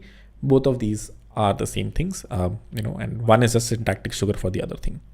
This generic is bound to the trait. The t generic is bound to the summary trait. And if you want, you can bind this t generic to multiple traits by putting a plus in the middle. If you want something needs to have the summarize function, and let's say you have a different trait, not a struct, a different trait, you can actually force t to implement both of these traits. A single struct can implement multiple traits. Let's see this in action really quickly. Let me remove this. We have the trait called summary. It has a default implementation of a summarize function. I have a struct called user. The user struct implements summary. Let me create another trait called fix. Let me create another trait called fix, which has a function called fix, which pretty much returns the same thing. Hi there from fix. And I implement summary for user. I also implement fix for user. Both of these have default implementations of functions, which is why, it doesn't matter for us. I don't have to actually implement them here. If they did not, if this was just a function signature, then in this case, I would have had to implement the actual logic over here. Cool. Now, can I say user implements summary? It does. Can I say user implements fix? It does. What if I say, this function needs to take a generic as an input? I repeat, it takes a generic as an input, and this generic needs to satisfy the summary trait plus the fixed trait. Whatever it takes as an input needs to satisfy both of these traits. Is that true for the user struct over here? Yes. The user struct implements the summary trait. It also implements the fixed trait, which is why if I pass user over here, everything compiles with no errors. If I stop to implement fix, does it work? It does not. Why? Because it says the trait bound failed. The trait bound user colon fix is not satisfied. It says, we expect whatever you're passing as an input over here to satisfy the summary trait as well as the fixed trait, but we are not implementing fix for user. If I do implement it, compilation error goes away. Is this easy enough to understand? Hopefully it is. That's all we had for traits. Next up, we're going to understand lifetimes. All right, coming to the most difficult topic for today, lifetimes.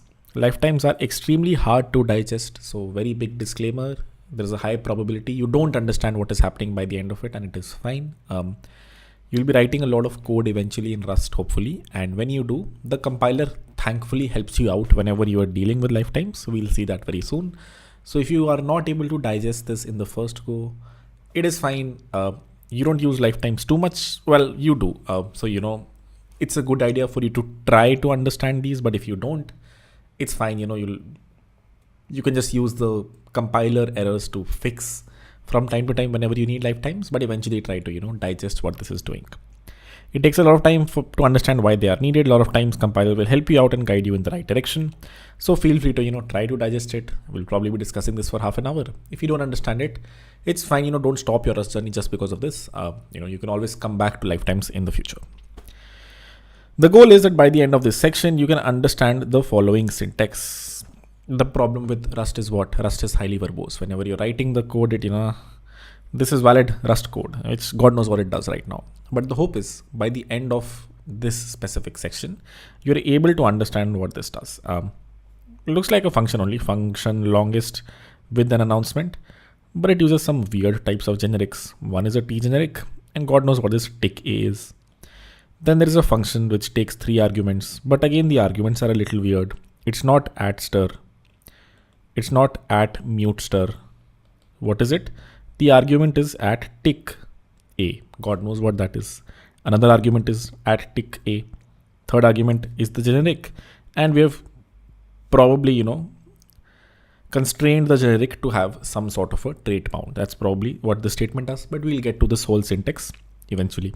Cool. Before we get there into the complicated syntax, let's try to understand what are lifetimes through an example. This example has nothing to do with lifetime. So this is just, simple practice problem for you. You can write it yourself by now. The statement says, write a function that takes 2 strings as an input and returns the bigger string amongst them. So you will take the ownership of both of these strings. As you can see, it's not add string I'm taking as an input.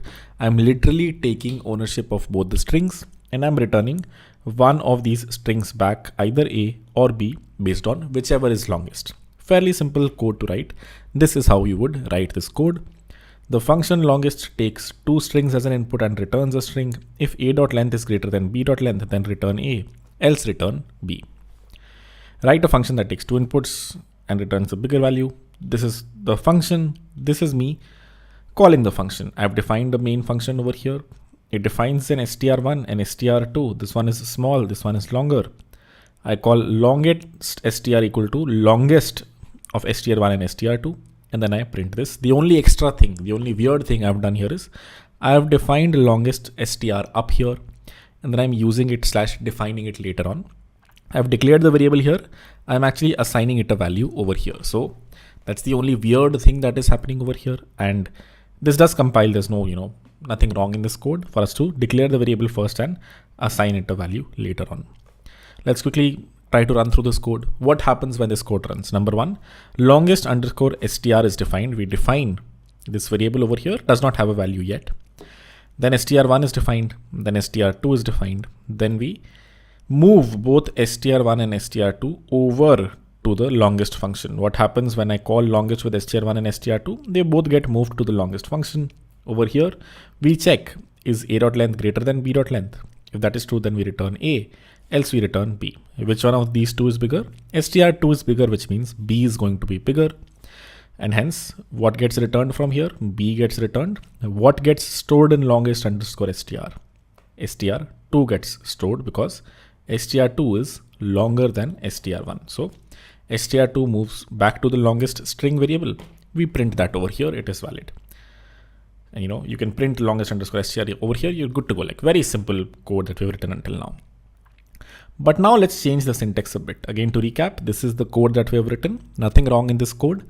A function called longest, and then we're calling this function with two strings, small and long, and then we're finally printing the longest string. Everything is good over here until I change the syntax a bit, and it looks something like this.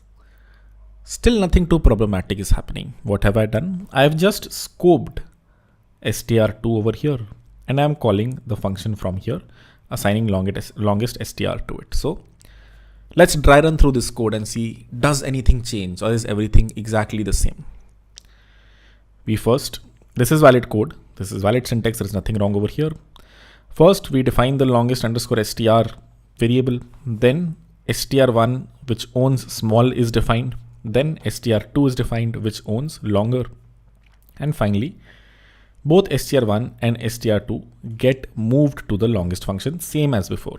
What does the longest function return? It returns you b, because b is the longest string. That gets moved back to this longest underscore str variable. So this longest underscore str variable now owns this value. This is the owner of it. And since longest underscore str was valid here, it is also going to be valid here. Its scope does not end over here. The scope of str2 ends, but str2 isn't even valid anymore. str2 has been moved to longest underscore str, which is why this is still valid code. Longest underscore str contains this string and owns this string. Whenever you finally print it, longest underscore str gets printed on the screen, which is this variable over here. What we've done until now has nothing to do with lifetimes. Let me quickly code this up also. So if you want to code this yourself, feel free to. There's nothing wrong in it. It will compile perfectly. Let me create str1 or long, let's say answer equal to nothing. Just define the string, the first string called answer. Then let me first define a function called longest, which takes a, which is a string, and b, which is a string, returns a string as well. If a.length is greater than b.length, return a, else return b. Something like this. This is the longest function over here. Now I define a variable called answer. It's just defined, not using it yet. Then I define str1 equal to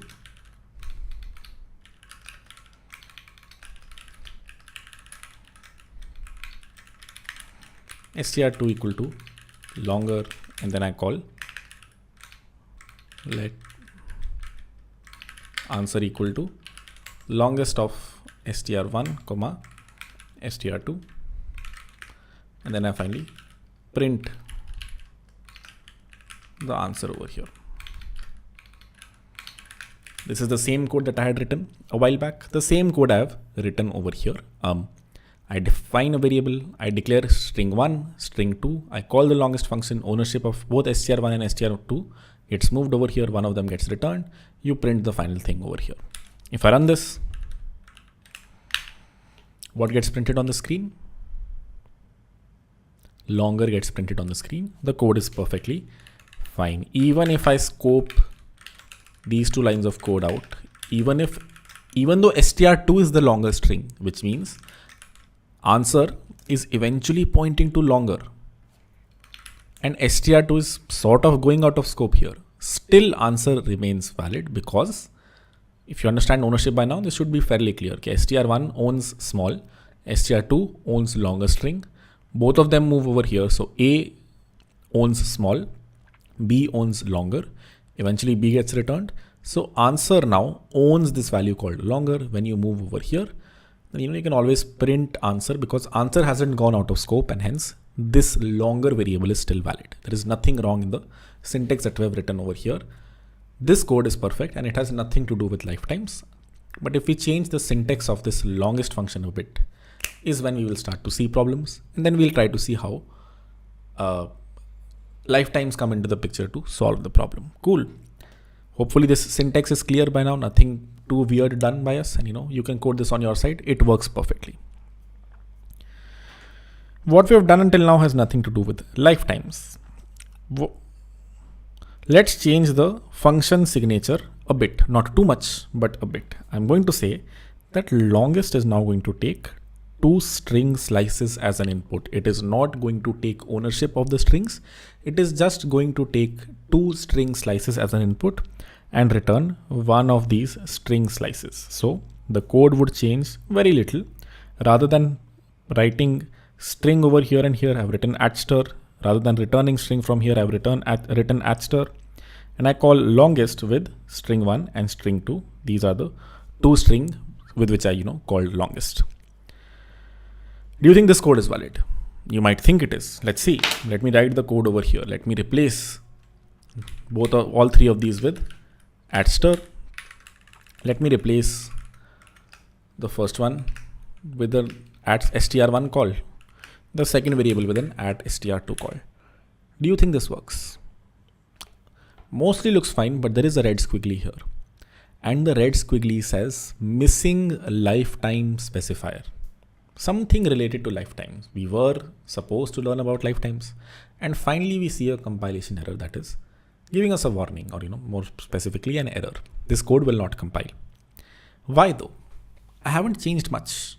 I just changed kr. Rather than using strings in this function, the function longest that I've defined, rather than using strings, I am using string slices. I am passing in string slices. I'm passing in references to a string.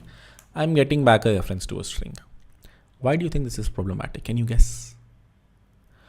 Who owns the value small over here? str1 does.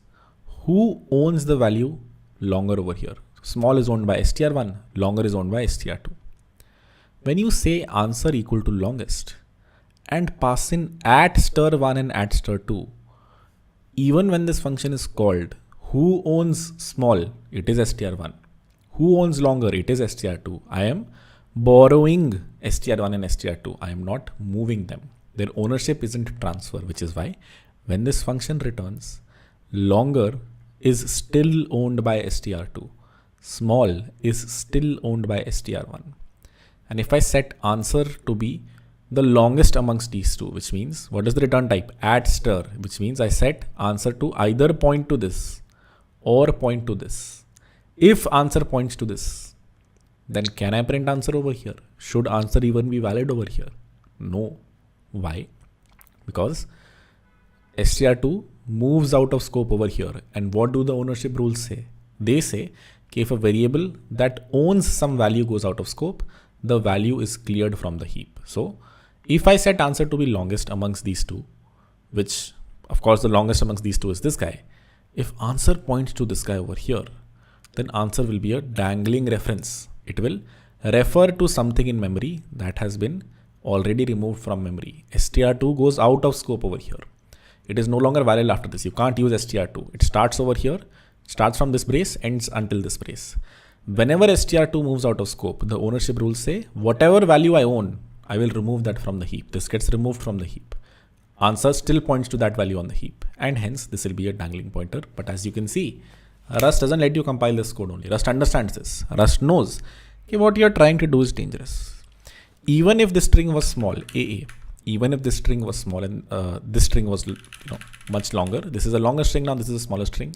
Even though answer will point to this guy, Rust compiler will still say, I don't know how. The compiler isn't supposed to look at the string and figure out how long this is. Compiler doesn't know. Compiler says here, you are using two strings as an input and you're returning them conditionally. You are in some conditions returning a pointer to A. other conditions returning a pointer to b. I don't know what the lifetime of this str1 variable is. I don't know what the lifetime of this str2 variable is. And hence I don't know how long will answer stay alive. It basically says, if I hover over this, it says missing lifetime specifier. This function's return type contains a borrowed value, but the signature does not say whether it's borrowed from A or B. It says it returns a borrowed value, but we don't know if the borrowed value came from A or from B. The problem is, as I said, this is memory unsafe code. In some cases it will work. If this string is longer, this string is shorter, then you don't have a dangling reference. But if this is the shorter string and this is the longer string, what would happen? str2 will get cleared from the heap over here. Answer will be a dangling reference to that. Hence, the Rust compiler says, okay, whatever you are taking as inputs, right? Whatever you are taking as inputs, tell me how is the output ka lifetime associated to the input ka lifetime. I repeat, the Rust compiler says, okay, this will have some lifetime. The lifetime, can you guess what the lifetime of str1 might be? It's basically everything from here to here. str1 is valid from here until here. So you can say the lifetime of str1 is from here to here. What is the lifetime of str2? The lifetime of str2 is from here until here. The Rust compiler is saying, okay, these inputs that you have, you are conditionally returning either A or B. Tell me how does the return type of answer, whatever you are returning over here, how does it relate to the lifetime of this guy and this guy? It says, क्या तुमने code तो लिख दिया है, you have written the code. Can you please tell me if this is, let's say, if A spans for 5 lines and B spans for the 3 lines, how long will the return value span for? 3 lines, right? If A, the first thing is valid for, let's say, 1, 2, 3, 4, 5, 6, 7, 8 lines. And the second B string that you're passing is valid from here, 1, 2, 3, 4, for 4 lines. How long can you say that the return type will be valid? The return type will be valid amongst the shorter of both of these, right? Answer will be valid up until here. It cannot be valid after that because the longest function might return stir2, which ends over here. Since stir2's lifetime ends over here, you have to say that answer ka lifetime also ends over here. So the Rust compiler is telling you, specify the lifetimes. Tell me, okay, if this is 8 lines longer, this is 4 lines longer, how long will the return type be? And the answer is the return type will be the union intersection of both of these. If this is the lifetime of the first one and this is the lifespan of the second one, then the lifespan of answer will be from here until here. It will just be the intersection of the first one and the second one after this value. Answer gets declared over here. Answer's lifespan ends over here. Even if longest function returns you this, still you have to say, the life of this answer variable needs to end over here because in some cases it will point to stir2 and stir2 ends over here. So the Rust compiler is telling us, please specify a relationship between the lifespan of this guy, the lifespan of this guy, and the lifespan of the return type over here.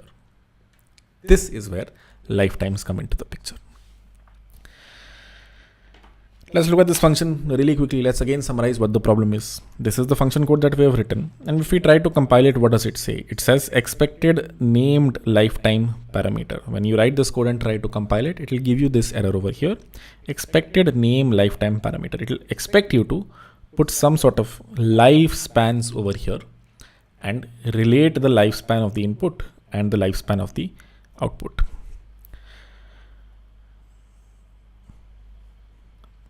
Can you look at the code and tell why the compiler complaining is a good thing? I hope you understand by now. I already explained it. Why is the compiler complaining a good thing? Because first this points to nothing. Then str1 owns the first string. Then str2 owns the second string. Then str1 and str2 get borrowed, they don't get moved. Then conditions check whether or not A is bigger or B is bigger. Then let's say B gets returned over here because B is the longest string. Then longest string, this variable over here, where does it point? It points to this guy right here. It is a string reference or a string slice to this variable. The longest string points to this guy on the heap. But stir2 goes out of scope over here. I repeat, longest string is a string slice pointing to str2, and stir2 goes out of scope and data gets removed from the heap. So this will get removed from the heap, stir2 goes out of scope, but this is still valid and this will still try to point to the same thing. This is why it is a good thing for the Rust compiler to complain. Of course, the smart folks at Rust understand this. They understood that this is a clear case of a dangling pointer. If you take two references and randomly return one of them, in some conditions you return this, in other conditions you return this, this will very clearly lead to a dangling pointer, or there is a case where this can lead to a dangling pointer, and hence this is already been covered by the folks at Rust. They say, if you're taking multiple references as an input, right? Tell me if this is X lines of, this guy spans X lines of code, this guy spans Y lines of code. How much does this guy span? What will be the lifetime of this specific guy? So that I know, how long should longest string also exist? It starts over here, but is it really valid after this? It isn't, because it is pointing to this thing over here, which ends right here. So this is why it asks you to specify the lifetime. Now let's look at the syntax of specifying the lifetimes of a variable. So this is what the current architecture looks like. That longest stir is going to be a dangling pointer, which is why the Rust compiler is not compiling the code. It is not letting you run it. It is telling you, I expect a named lifetime parameter. How do you fix the error? By fixing this thing over here. How do you do that? And the answer is this. Now I am going to boggle your head a bit. I am going to introduce something called a generic lifetime annotation. I repeat, what am I introducing?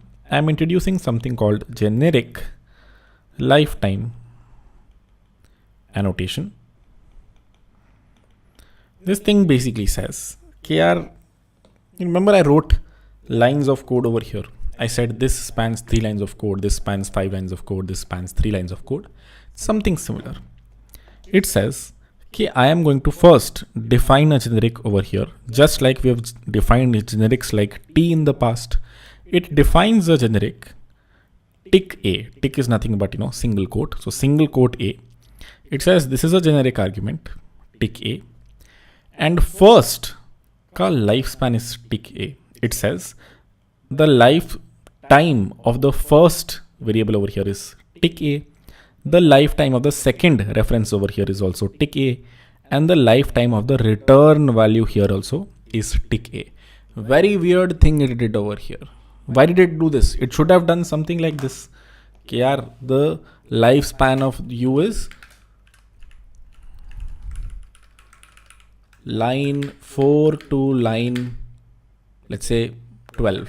And it should have said here lifespan of this is line 6 to line 8. That is what this is the first guy's lifespan. This is the second guy's lifespan. It should have said something like this. And it should have said return type ka lifespan will again be line 8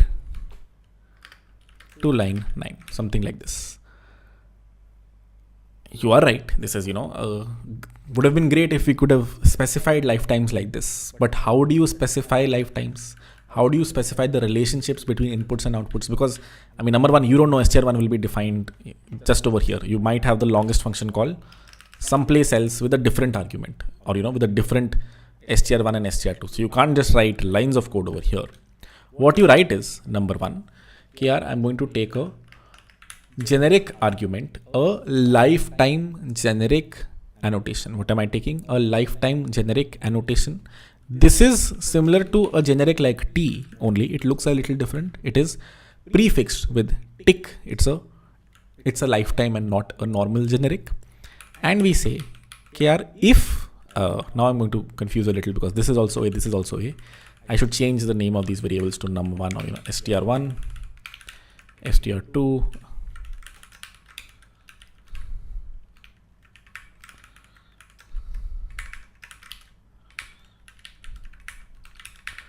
There we go. Yeah. I say that str1, if str1 has a lifespan of tick A and str2 also has a lifespan of tick A, and the return type is also going to have a lifespan of tick A. Now, it compiles, even though this is very confusing what I've written over here. We'll try to understand what this is. First, let me see what this says. Yeah, okay, this is much better. Yeah, I've written this function, which is not throwing any errors at me anymore. Looks pretty similar and, doesn't look pretty, but it's trying to do something. Let's try to see what it does. It says, here I'm defining a generic lifetime argument, generic lifetime annotation called tick A. And since I've given tick A to str1, I've said str1 maybe lives as long as tick A. How long does str1 live from? It lives from here until here. And str2 also it assigned it as tick A. It basically means, does it mean they both have the same lifespan? No. str1 has lifespan from here to here. str2 has lifespan from here to here. It means the return type ka value is also tick A, which means it is the smallest amongst these two. It is the union intersection. It is the intersection of these two, which is going to be the lifespan of this thing. I know, it looks like iska lifespan A hai, iska lifespan is A, the return type lifespan is also A. But this is not what these arguments mean. These arguments mean that all three of these are related. Whatever is the intersection of both of these lifespans is what is the lifespan of this guy. So what is the lifespan of the first guy? Here to here. What is here to here? What is the lifetime of the second guy? Here to here. So it says the return type is the intersection of both of these, which is going to be, here to here. And hence, we know that the answer variable ka lifespan is from here to here, or you can say from here to here. And hence the Rust compiler is now, complaining at us. It's saying str2 does not live long enough. If I try to compile this code, it says, if you are trying to print answer over here, then, str2 is not living long enough. And, this str2 variable, you said, if the lifespan of the first thing is tick A, the lifespan of the second thing is tick A, their intersection ends over here. str2 ends over here. Hence, you can't use answer after this. Answer ka lifespan, answer's lifetime ends over here. You cannot use it afterward, which makes sense, right? Forget the syntax for a moment. It does make sense. If you take two strings as an input and you could conditionally return either one of these, then of course, whichever is the shortest lifespan, if the first one is valid from here to here, but the second one is only valid from here to here, then the answer should only be valid from here to here only. It should be valid in the intersection of both of these, because in some cases this would get returned, in other cases this would get returned. So their intersection is what needs to be the lifespan of answer. That you understand that theoretically, but to be able to communicate that to the compiler, you use lifetimes. To communicate to the compiler, here I am taking two things as an input and their intersection is what the return type's lifetime is. The shortest of these two, or the time until both of them are valid, is how long the return type is valid, is represented like this. Even though it might look like it says your lifetime and your lifetime is the same, and the same is the lifetime of the life of the return value. That is not true. This syntax does not mean that. This syntax does not mean the first string is valid for tick A lifespan, and second string is valid for tick A lifespan, and then the third wing is also valid for tick A lifespan. No, you can't define the lifetime over here and expect str1 to change its lifetime. str1 and str2, you are both going to have the same lifetime. You can't force that. str1 will have its own lifetime. str2 will have its own lifetime from here to here. The return type's lifetime is जहां पे भी ये दोनों valid है, wherever both of these are valid is my lifetime. Yeah, I mean, another way to look at this is I'm just spending a lot of time here because this is it what lifetimes are, but never are people, including me, able to digest it. But here is another way to look at it. Okay, we said our str1 is lifetime is A and str2's lifetime is A. We said their lifetime is the same, so we sort of forced A to be the intersection of these two. We said here str1's lifetime is going to be A, str2's lifetime is going to be A, and that is only possible if A starts from here and ends over here. I repeat, str1's lifetime can be A, str2's lifetime can be A. Their lifetime can be the same only during this much section of the code, because str1 might be valid from here to here, str2 isn't. So A sort of forces to become this line of code, this line of code, this line of code, this line of code. A sort of forces to be valid in just this much scope. And since we say the return type is also A, the return type also becomes valid in only this much scope. You specify that to the compiler. You tell the compiler कि यार जहाँ पे ये दोनों valid हैं, the space where str1 and str2 are valid is where the return type will be valid. You are forcing that to the compiler. You're telling that to the compiler, even though str1 is valid for much more. When you specify the lifetime to be the same for both the arguments, you force the compiler to think, okay, whatever is the intersection of both of them, that is what A is. So A is valid from 6 to 9. That's what both the arguments are. And the return type, since we have written TK over here, the return type also remains the same. Cool. That is how lifetimes work. Let's look at a pretty visualization if it, helps you understand it a little bit better. What we've written over here is a lifetime generic annotation, or this tick A over here. It's very similar to a generic that we've seen until now.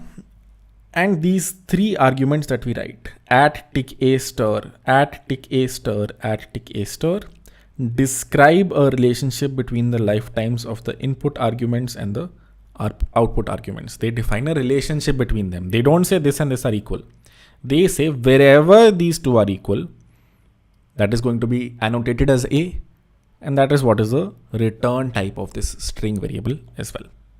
Now, if you look at it, it says that the return type will be valid as long as both the arguments are valid. As long as first and second, both of these values arguments are valid, is how long the return type of this variable is going to be valid as well. Or more technically, the shorter lifetime is what the return type will have. If there are two arguments and they have two lifetimes, the shorter of those, or the intersection of those, is what the return type of the function is going to be. Let's look at some official Rust book blocks. If that helps you digest this a little bit better. Lifetime annotations in function signatures. To use lifetime annotations in function signatures, we need to declare the generic lifetime parameters inside the angle brackets between the function name and the parameter list, just like we did for a generic type parameters. This thing right here. We want the signature to express the following constraint. The returned reference will be valid as long as both the parameters are valid. We want the relationship to say the returned reference will be valid as long as both the parameters are valid. This is the relationship between lifetimes of the parameter and the return value. This is the relationship between the lifetimes of the parameters and the lifetime of the return value. There is a relationship between these two and the final guy. We'll have the lifetime tick A and add it to each reference as shown in this figure right here. Again, to recap, this figure right here does not say that the lifetime of this and this need to be the same and same will be the lifetime of the return guy. No, they say that whatever is the intersection of these lifetimes is the return type of the specific function. Cool. Now, if you run this function, it gives you a better error. It says, okay, you are trying to print answer, but str2 doesn't live long enough. What does it say?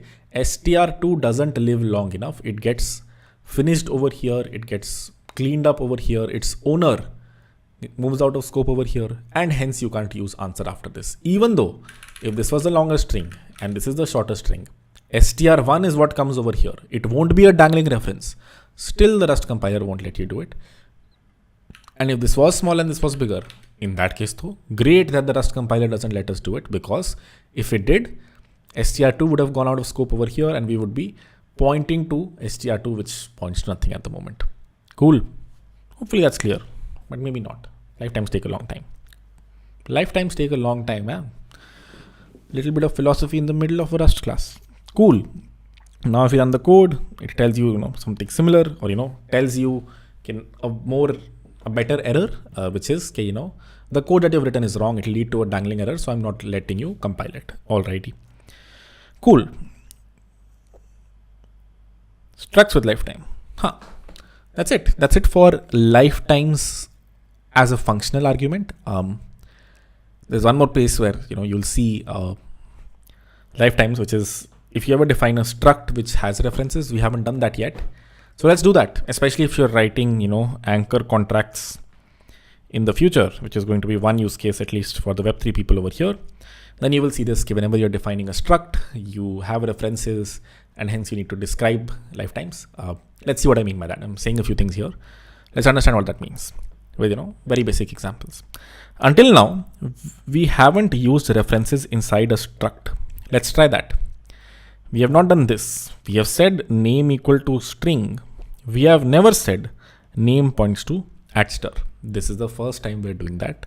Let's see, does anything change? Or, does the things that we've done until now, are they good enough? I define a function main where I say first name is string : from Harkirat. I describe user as a user struct with name at first underscore name. And then finally I print user.name on the screen. Do you think this compiles? The answer is no. It fails with an error. Let's try it out. Let's quickly write the code over here.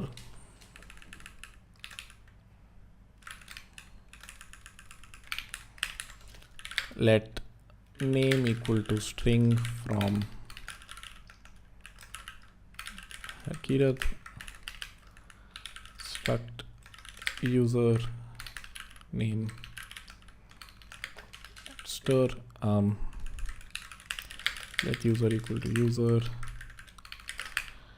name and let's try to print the user's name. So print ln user.name. Notice already you have a red squiggly over here. What does it say? Missing lifetime specifier. Harkirat lifetimes over here as well. Yes. Why? Because how will you know how long is user going to be valid? If user is a struct which has a reference inside, shouldn't there be a relationship between the lifetime of user and the lifetime of the variables that you have inside that exist on the heap? Whatever, if you ever have references over here, then the reference of user is sort of tied to the reference of this, right? If name goes out of scope, then user should also go out of scope. User should also become invalid, which is why you have to describe a relationship over here between the lifetime of the struct and the lifetime of any variable that is a reference. Let's see that more practically. Structs with lifetimes. This is what we defined over here. Oh, this is the final solution, which is, whenever you're defining a struct, again add a generic lifetime annotation over here and say that name is going to be valid as long as, if the lifetime of name is going to be tk, then the lifetime of user is also going to be tk. Again, what are we doing? We're describing a relationship between the lifetime of the name variable over here and the lifetime of the user struct over here, so that the Rust compiler knows whenever name goes out of scope, so does user. We have described a relationship between the lifetime of the struct and the lifetime of the name variable over here. Let's try to code that. Right now there is a compilation error. What does the error say? It says missing lifetime specifier. Consider introducing a name like a lifetime parameter tk. So as I said, the Rust compiler will sort of help you out from time to time and tell you where to introduce what types of lifetimes. If you don't understand them, unless you're writing a very weird use case, you can just follow the compiler and put the ticks in the right place. Forget about what's happening. It's very hard to know what lifetimes are trying to achieve without you thinking 100 times over it and finally realizing, that is why lifetimes were introduced, or that is why they make sense. Specifically here, if let's do something like this. Let user, and let's say I define the name over here, and over here I assign the value to the user variable. Now if I try to use user later on, it tells me, okay, name does not live long enough. That is the whole point of, specifying tick A over here. Okay. The user's lifetime gets tied to the lifetime of the name. And since the lifetime of name ends over here, you can't use user after it. If you try to use it, firstly, it will be a dangling pointer, which is great. The compiler is not letting you compile code. This is bad code, and this might compile in a language like C, let's say, you have user which sort of points to something on the heap, but that thing gets cleared over here, and you have a dangling pointer. Rust doesn't let you compile it only. Rust says as long as you've defined the user struct correctly, as long as you've tied the lifetime of the user struct to the lifetime of the name variable, then as long as the name variable becomes invalid, which is exactly what happens over here, the name variable becomes invalid over here, and does not exist on the heap anymore, the Rust compiler says you can't use user.name over here. If you comment this out, then it works, then it compiles correctly. But if you try to use user after it, even though user should be valid, it isn't, because its lifetime gets attached to the lifetime of this name variable over here, which ends right here. Cool. That is how you add lifetimes to structs, and you only need them if you're using a variable that's that exists on the heap. If you're using a reference inside a struct, is the better way to put it. All right. Why do you need structs with references to have a lifetime parameter? So we know how long the struct can live, which the answer over here was as long as the name variable is valid. Cool. Here is another example where we tie the lifetime or the lifetime of the user variable to both of these A and B, and if you try to write the same code where the first name is defined outside, last name is defined inside, try to create a user variable which points to first name and last name, where last name is defined over here, you will not be able to use user over here. If you try to use it, it'll pretty much throw a similar error at your face. Cool. This code doesn't really compile, exactly what you said, because last name does not live long enough. Last name, which is declared over here, does not live long enough to have a value over here, which is why the Rust compiler sort of does not let you compile this code, which is good. Cool. Do we now understand this code that I said initially that you'll understand? It's just a function called longest with announcement, which takes two generic arguments, one of them being a lifetime argument, one of them being a normal generic argument. It says X is going to be tick A star, Y is going to be tick A star, and the rest of the code here is just the same. So X and Y are two arguments attached to this lifetime. We have a very similar logic to return X or Y based on whatever is longer. The only extra thing is we take a third thing as an input, announcement, which is something that should implement the display trait. I repeat, there is this inbuilt trait in Rust called display. Whenever you called println with a dynamic argument like this, that dynamic argument should implement the display trait. That's exactly what I was showing a while back initially when I said some things when you try to print, you can print like this, comma, whatever the name of the variable is, you can put open curly brace, closing curly brace. Sometimes you need to put open curly brace and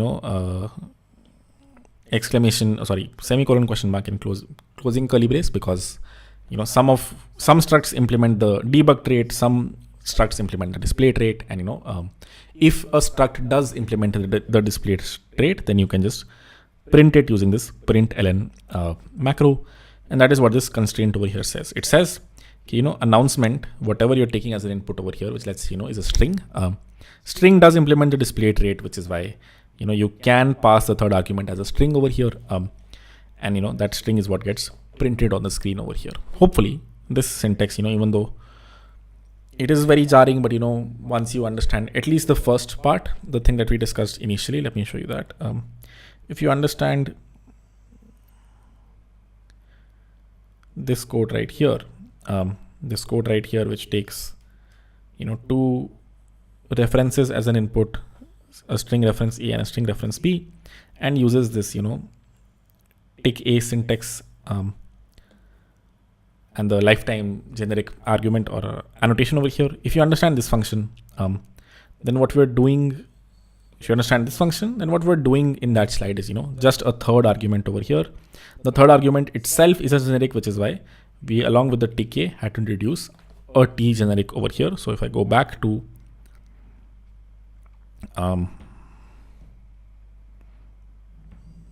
this guy right here,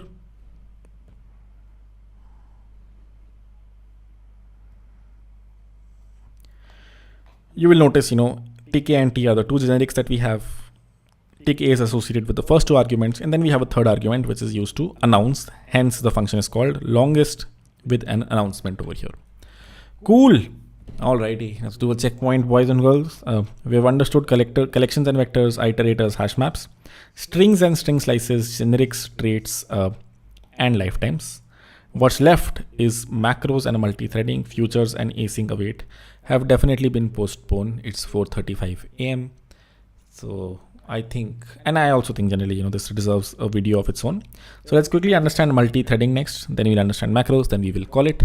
Let's get into the next section, multi-threading.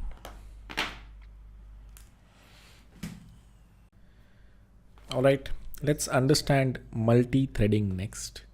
Again, a language agnostic concept. Java has this concept of thread pools, if you might have heard of it. Golang has this concept of Go routines, which I can't really say they're the same as threads. So probably not the best comparison here. But if you've seen thread pools in Java, they're very similar to, how you can create threads in Rust. There's this section called fearless concurrency in the Rust book, which covers a bunch of things.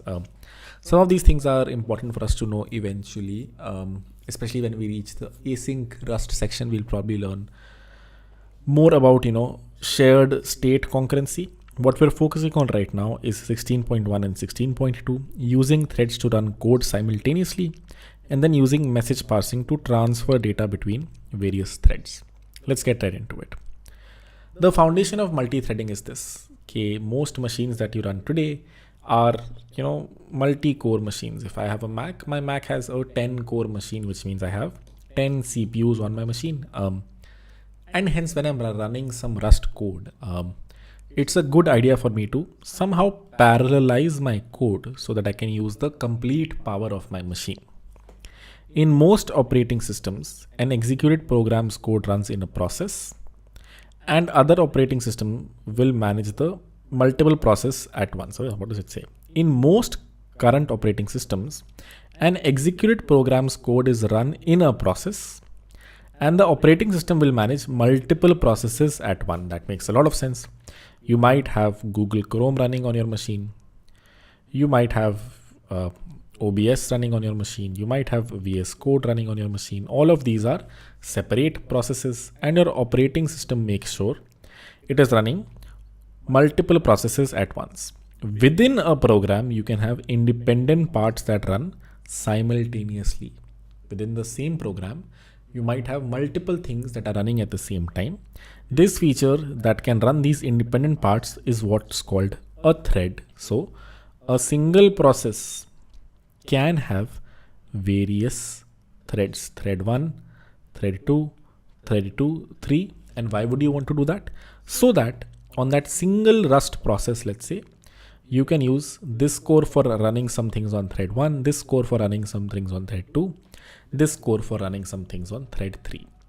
The reason threads are useful, or you might want to use threads, is because they let you run code parallelly and simultaneously. Basically, these are like two things that you need to know the difference between concurrency and parallelism.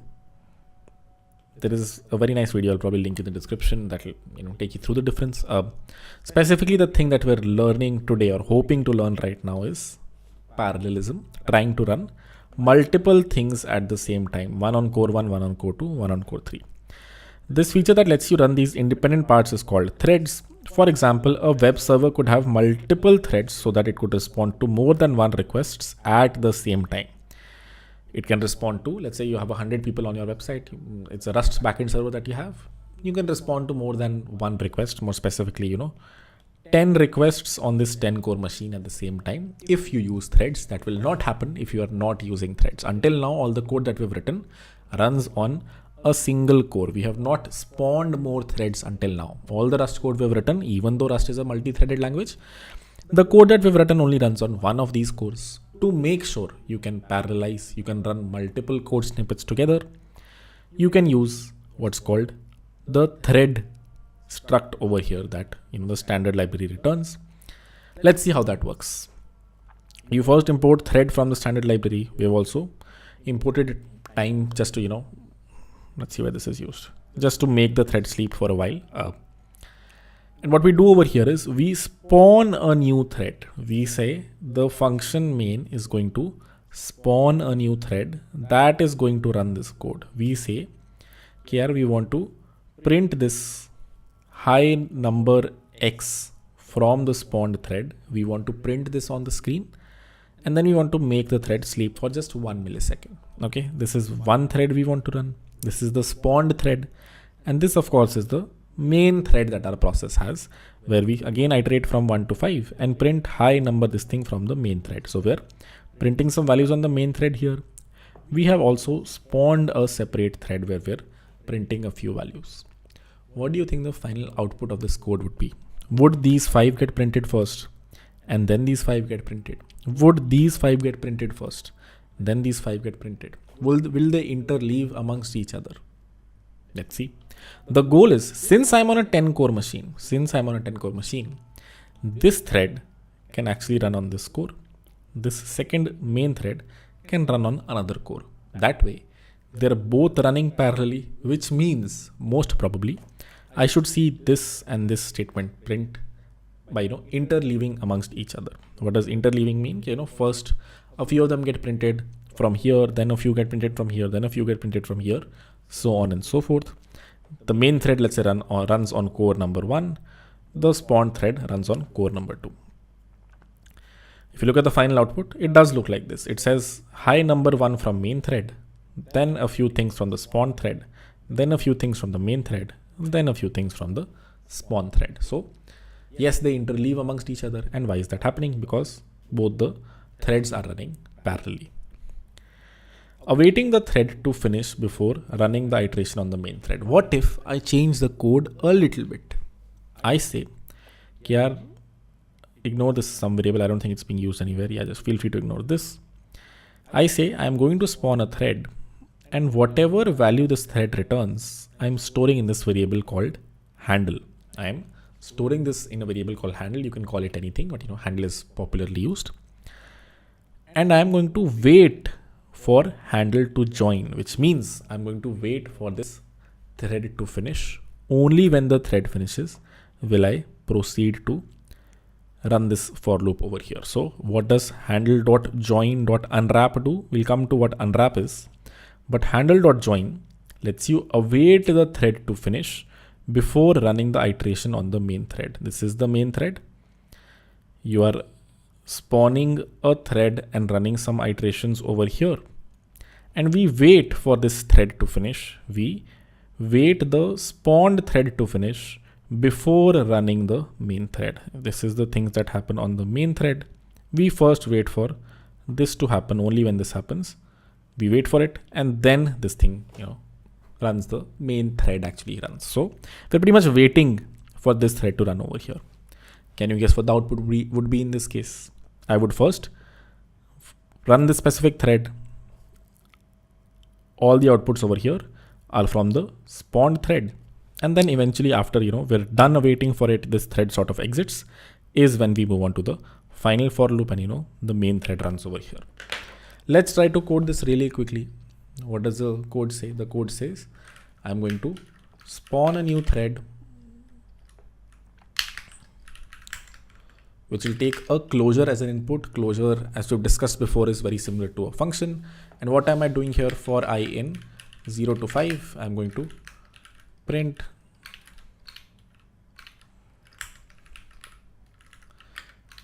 I from spawned thread, I.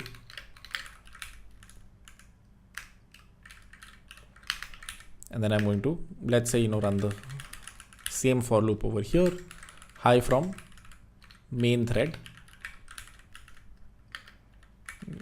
high over here. All right. Hopefully this works as expected. Let's see. I don't have a handle right now, so it should print them in a very random fashion. They should interleave. Sometimes this should run, sometimes this should run. It says high from main thread 5 times. It never spawns this thread over here. Why is that? What am I missing? Thread.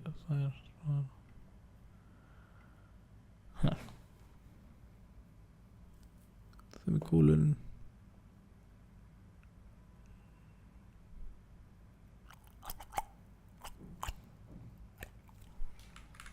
It could be, I could be wrong on this, but let's see.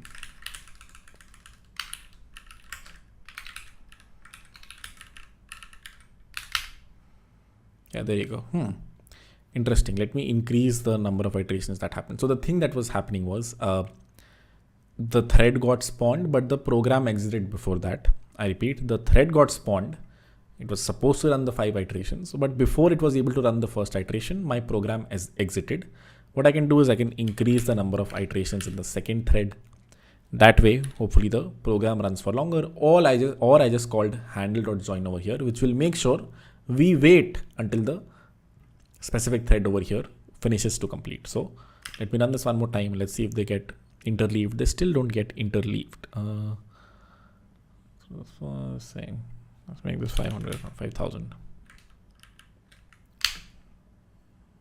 Okay, there you go. If I make it really big, then it happens.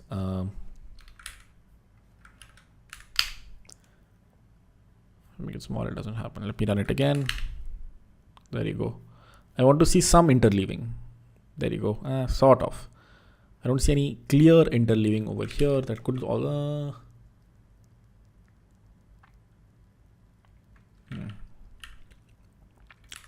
All right, let's do this. Just to confirm that we are actually straining 2 CPUs and making sure this is running on one CPU and this is running on another CPU. I'm going to print a lot of values here. I'm going to print a lot of values here. So we'll probably see some interleaving to begin with. And we'll also confirm are 2 CPUs actually running or not. So if I run cargo run now, you'll see a bunch of prints. You see a bunch of interleaving. Sometimes you see main thread, sometimes you see spawn thread.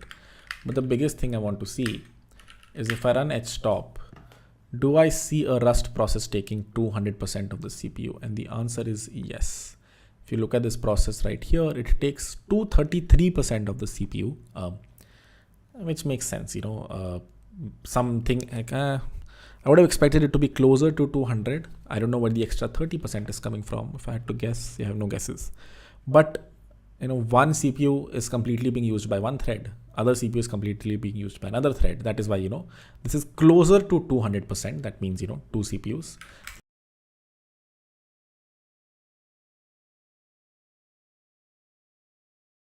There you go. All right. Wow, that took a long time. So apparently the problem was with htop. Let me show you one more time. I have a thread that spawns and does something, fairly generic, doesn't do anything, has 2 for loops, and inside the for loop, I just increase the value of this C variable and then decrease the value so that it doesn't become very big. It just remains at 0. The same thing I do over here. So this is the main thread. This is the spawn thread. And when I run this, if you look at my terminal, I'm running it over here. And if you look at the CPU usage, is 198%, very close to 200%, because one thread is working very diligently trying to calculate the value of C, so is the other main thread, and hence the CPU usage is 200% or 2 CPUs. If I add another spawn over here that does something similar, then can you guess what the CPU usage should be? It will spike up to 300% or 3 CPUs. At some point, of course, I have a 10 core machine, so I can't just keep spinning threads that are infinitely doing CPU intensive tasks. But at least this much I can do. The first thread is running an infinite task, a very CPU intensive task. So is the second thread, and so is the main thread. And you can confirm that we're able to almost allocate 3 CPUs to our Rust process because my machine is very free right now.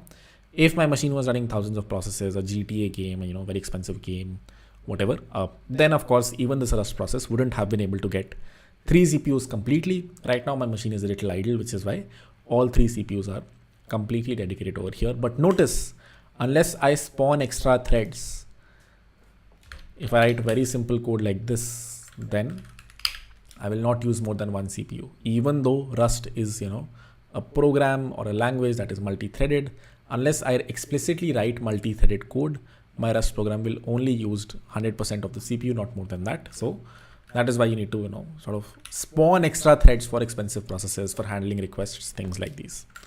Cool. Hopefully that's clear. Let's move on. Hopefully you understand, handle.join as well. Okay.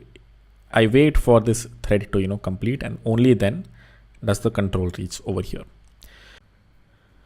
Moving on, using the move closures with threads. We'll often use the move keyword with closures passed to thread.spawn because the closure will then take ownership of the values it uses from the environment, thus transferring the ownership of those values from one thread to another. Extremely long statement, went right over your head. That is totally fine. Let's try to look at an example and try to understand it. Let's say I have a main function over here where I define a variable called v, which is a vector. And then inside the thread that I'm spawning, I try to use this v variable. I try to print this v variable over here. Do you think this code runs or not? Do you think this compiles, or does it throw an error? Let's try to code and understand. Let me open Visual Studio Code over here.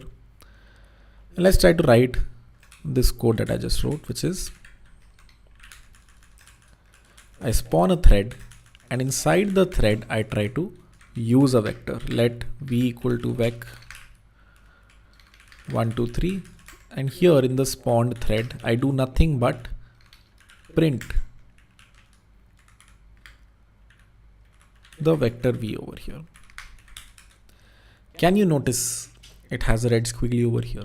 Why would you think that is the case? Why would there be a red squiggly over here? Why can't this thread use the v variable? Let me make this a little more, easy to comprehend. What if we had, some code that looks something like this? I define an x variable over here, and then inside a scope, I define the v variable and I spawn the thread. What would happen?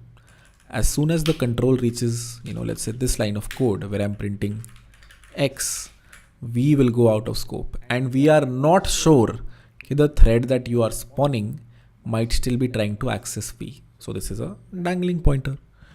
The v variable that is defined over here gets cleaned up when its scope ends, and hence we don't know when the thread's spawned code will run. We don't know when this code will run. First this code might run, and then this code might run. If this code runs first, means v has become invalid, and hence whenever you are trying to use a value from here inside a thread, the compiler will tell you to force the closure to take ownership of v, use the move keyword over here. It says, please move the ownership of v to this closure by making this a move closure. What this will do is you cannot use v anymore. V gets moved over to the thread, and that is fine because this thread is the only thing that needs v right now. Harkirat, what if both of them need it? Then you do something else. We'll get to that eventually. But right now, if you are using v, then you have to move its ownership over to the thread, and this is how you do it. This is what a move closure is. Now you see no compilation errors. If I run this code, you will see it works as expected. And what did we learn from this slide? It is that whenever you're trying to use these values inside a spawned thread, you're trying to use a value from the environment, you have to add the move keyword over here to move its ownership inside the thread. This code doesn't compile because we could go out of scope before the thread ends. Whoopsie daisy, sorry about that. What does it say? It says we could go out of scope before the thread starts. It might have, in this code, it's a little hard to tell, but what if the control reaches here, then here, and this code, the method won't happen practically because you're waiting for the thread to end before the main function ends. But you get the idea. In this code that I had written, we will go out of scope, or we may go out of scope before this line of code runs, which is why you use the move keyword to move v to the spawned thread. You add move over here to move this value to the spawned thread, and now you can do whatever with it. You of course cannot use v outside anymore. Cool. That is all about multi-threading and how you can move variables inside a thread. One more important concept when it comes to multi-threading is message passing, which as the name suggests is how can you pass messages, pass data between two threads. You might say, Kirat, we just pass data from here to here. Yes, but what if you want to pass data from here back to here? How can you pass data from a spawned thread over to the main thread? That is what we'll discuss next when we understand message passing. All right, let's understand about message passing next. What is message passing?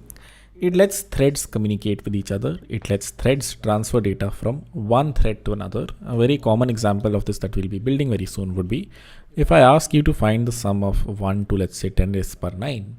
It might be a good idea for you to delegate this task to various threads. Okay, bhai, you find the sum from 1 to 10 raised per 8. You find the sum from 10 raised per 8 to 2 into 10 raised per 8. You find the sum of 2 into 10 raised per 8 to 3 into 10 raised per 8, so on and so forth. You have 10 threads who perform all of this. Eventually, you join all of this data to find the net sum. That way, you delegate this very heavy task over to 10 different CPUs. That is what one use case that you can build. If you have message passing, you will need these cores to calculate the work and then eventually return this back to the main thread. How can you do that is what we're understanding here. One increasingly popular approach to ensuring safe concurrency, let me just zoom in here a little bit. One increasingly popular approach to ensuring safe concurrency is message passing, where threads or actors communicate by sending each other messages containing data. Here's the ideal slogan from the Golang language documentation: do not communicate by sharing memory, instead share memory by communicating. Even though in case of Rust, you do communicate by sharing memory as well. We'll be coming to that eventually. To accomplish message sending concurrency, Rust standard library provides an implementation of channels.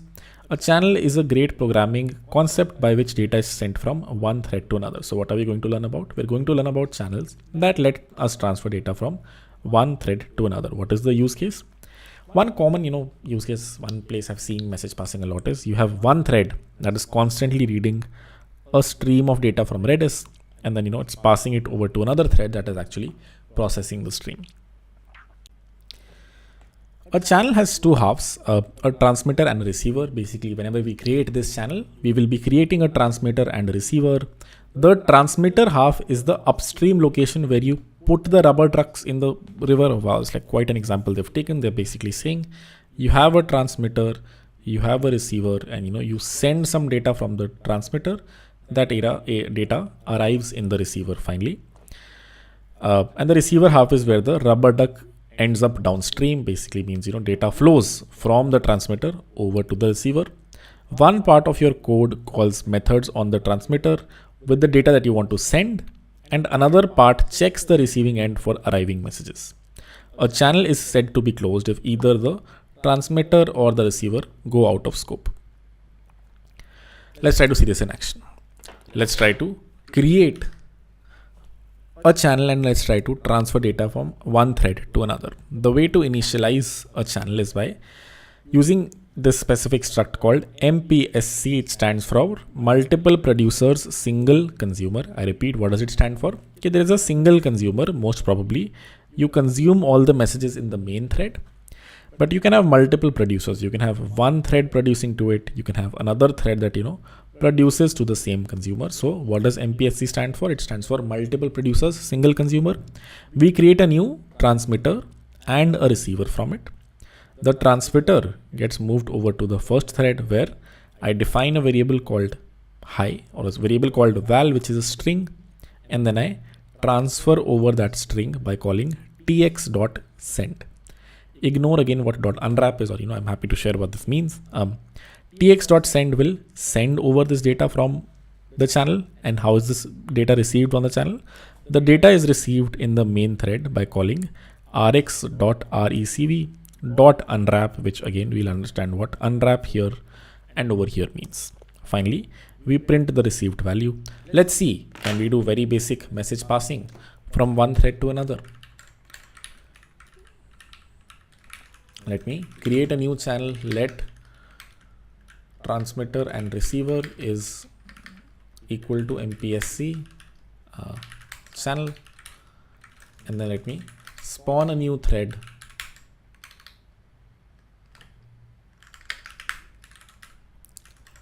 where I move the transmitter and I do a transmitter dot send a new string called hello world.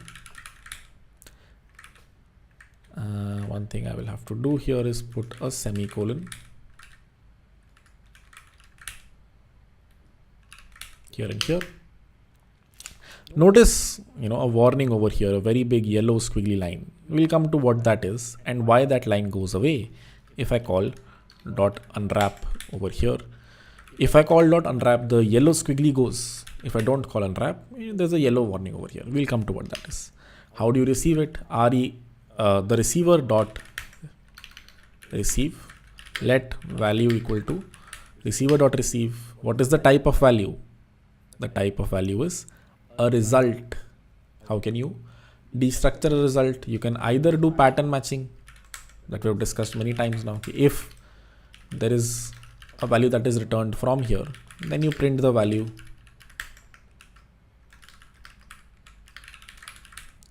Or if there is no value that is returned from here, then you simply, let's say, print error while reading the data. So this works as well. Notice the code that I have written is slightly different from the code that's written over here where I unwrap the values. Can you now guess what unwrap over here means and unwrap over here means? Unwrapping basically means whenever you have a result and it will result, it will return an error. Okay, this is the only branch it will take, or you don't care. If it does not take this branch, if there was an error, I'm okay with the thread panicking. Then you can simply unwrap that value. What does unwrapping do? As the name suggests, you unwrap it, you assume / hope that this is the variant that was returned. But if an error variant is returned from this specific result, then the thread starts to panic and your execution of your program stops right there. So this is anti-pattern. You should not have unwraps in your code base. You should have pattern matches like this. If there is an error, you should do something else. If there is an error, you should catch the error, print the error, log the error. You shouldn't unwrap results ever, because this will stop the execution of your program. It'll panic the thread over here if there is ever an error. For us, we don't care right now, which is why we're just unwrapping the value. And let's say, printing the value as well. But the same thing happens over here. This returns, if you look at the return value of tx.send, this might also return in an error. Let's say for some reason you're not able to send data. Then, if you look at the return value x over here, it is again a result, which is why if you want, you can unwrap the result and, hope that this always returns you the right value. If it does not, then the thread will panic. What was the warning over here? If I remove it, it says unused result that must be used. It says this is returning a result to you. You are not using it. You don't care about its return value. So that is why if you call an unwrap on it, then the warning goes away. You are assuming that it is going to return you a value. You're unwrapping the value and, doing something with it, which in our case, we're not doing anything with it. Anyways, it doesn't return you anything. If you look at the type of X, it's an empty tuple or, an empty object over here, which is why unwrapping doesn't return anything. Specifically, whenever you do tx.send, it returns a result, but the type of the result is, an empty value, which is why it doesn't matter what this X is. Even if you print it, it pretty much has no value in there. Versus, what will value over here be? You're passing in a string from here. So, you're going to receive a string over here. Let's see if that happens. Let's see if from this spawned thread, I was able to pass data over to the main thread. If I run cargo run, what gets printed on the screen?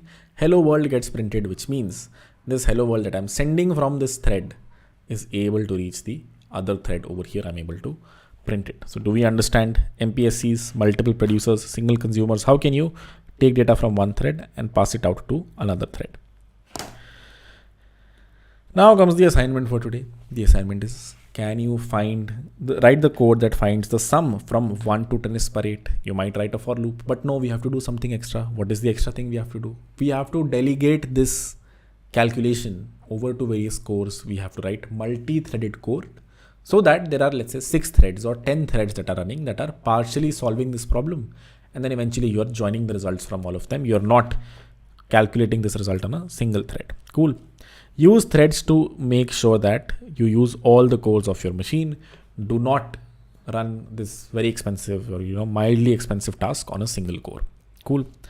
Remember, the name says multiple producers, single consumers. If you have multiple threads, from every thread you can produce some value. So here is some test code where if you want, if you see over here, let's see which line of code is this. Thread.spawn. There you go. You can actually clone a producer, and before you pass it to a thread. That is how you can have multiple producers and a single consumer. This is probably like too long of a code for you to look at. So let me show you the final result over here. The way we have written the logic to find the sum from 1 to 10 is per 8 is by spawning, let's say, 10 threads, because I'm on a 10 core machine. I spawned 10 threads and I delegated this task to all 10 of them. I said, number 1, I'm creating a channel. This is the producer, this is the consumer. And 10 times, I repeat, for I equal to 1 to 10 or 0 to 10, I'm first going to create a fresh producer. I say let producer equal to tx.clone. This will create a new producer. It's multiple producers, single consumer. I'm creating one of many such producers over here. I create a new producer. I move this producer over to the thread that I'm spawning. I'm spawning 10 threads. For every iteration over here, I create a fresh producer. I move the producer over to the thread. What is happening inside the thread? Inside the thread, I initialize answer to be 0. Then I iterate from j in 0 to 10 is power 7. And I say answer equal to answer plus I into 10 is power 7 plus j. Can you understand this math over here? Maybe not. The math over here will basically, when I is 0, it will find the sum from 0 to 10 is power 7. When I is 1, then it will find the sum from 10 is power 7 to 10 is power 7 into 2. When I is 2, it will find the sum from 10 is power 7 into 2 to 10 is power 7 into 3, so on and so forth. That is what, all of these threads over here are doing. They are slowly calculating the sum, from we have just broken down the problem into 10 smaller problems, and each one of these threads is solving the smaller problem over here. Once it solves the problem, once it has the answer for it, it will send the answer via the producer. And all 10 of these threads are going to do the same thing, which is find the specific problem that they are solving. Once they're done solving this problem, they're sending the result over from the producer over where to this consumer. What have we written over here? Here we say let mute final answer, answer equal to 0. And then for val in rx, this is another way to iterate over every value that you're receiving from a transmitter.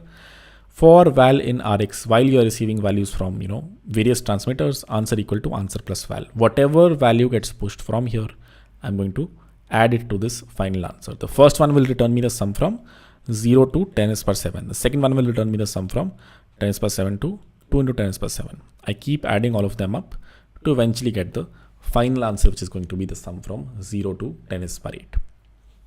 Is that easy to understand? Does this code, is it comprehensible? Can you write this code? Let me quickly write it on our side as well. What is the code that we're writing? We have a producer and a consumer, and we're going to spawn 10 threads. So for I in 0 dot dot 10. Sorry about that. The recording ended for a bit. What I was doing was I was spawning a thread 10 times. I'm first creating a producer. To repeat, we have multiple producers, single consumer. To create a new producer, you clone it, and then you just move it over to the specific thread that you're spawning. Over here, we're going to do a producer.send. But what is the value that we want to send? We want to send the sum from some number to some number. What are those initial number and final numbers? Let sum equal to 0. It will be a mutable variable. And then you're going to write for I or whatever j in I into 10 is per 7 plus 2, I plus 1 into 10 raised to power 7 minus 1, something like this. You have to find the sum from sum plus j. There you go, something like this. You find the sum from I into 10 raised to power 7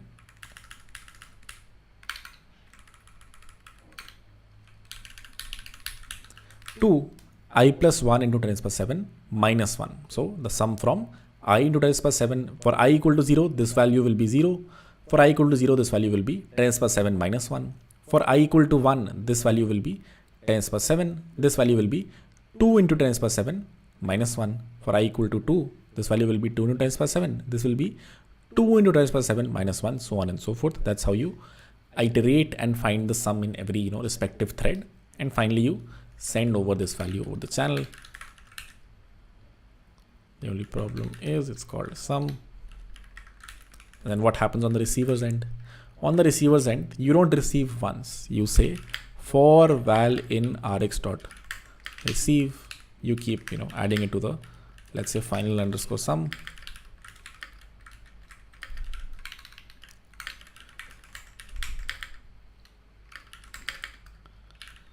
And then you finally print the final underscore sum over here.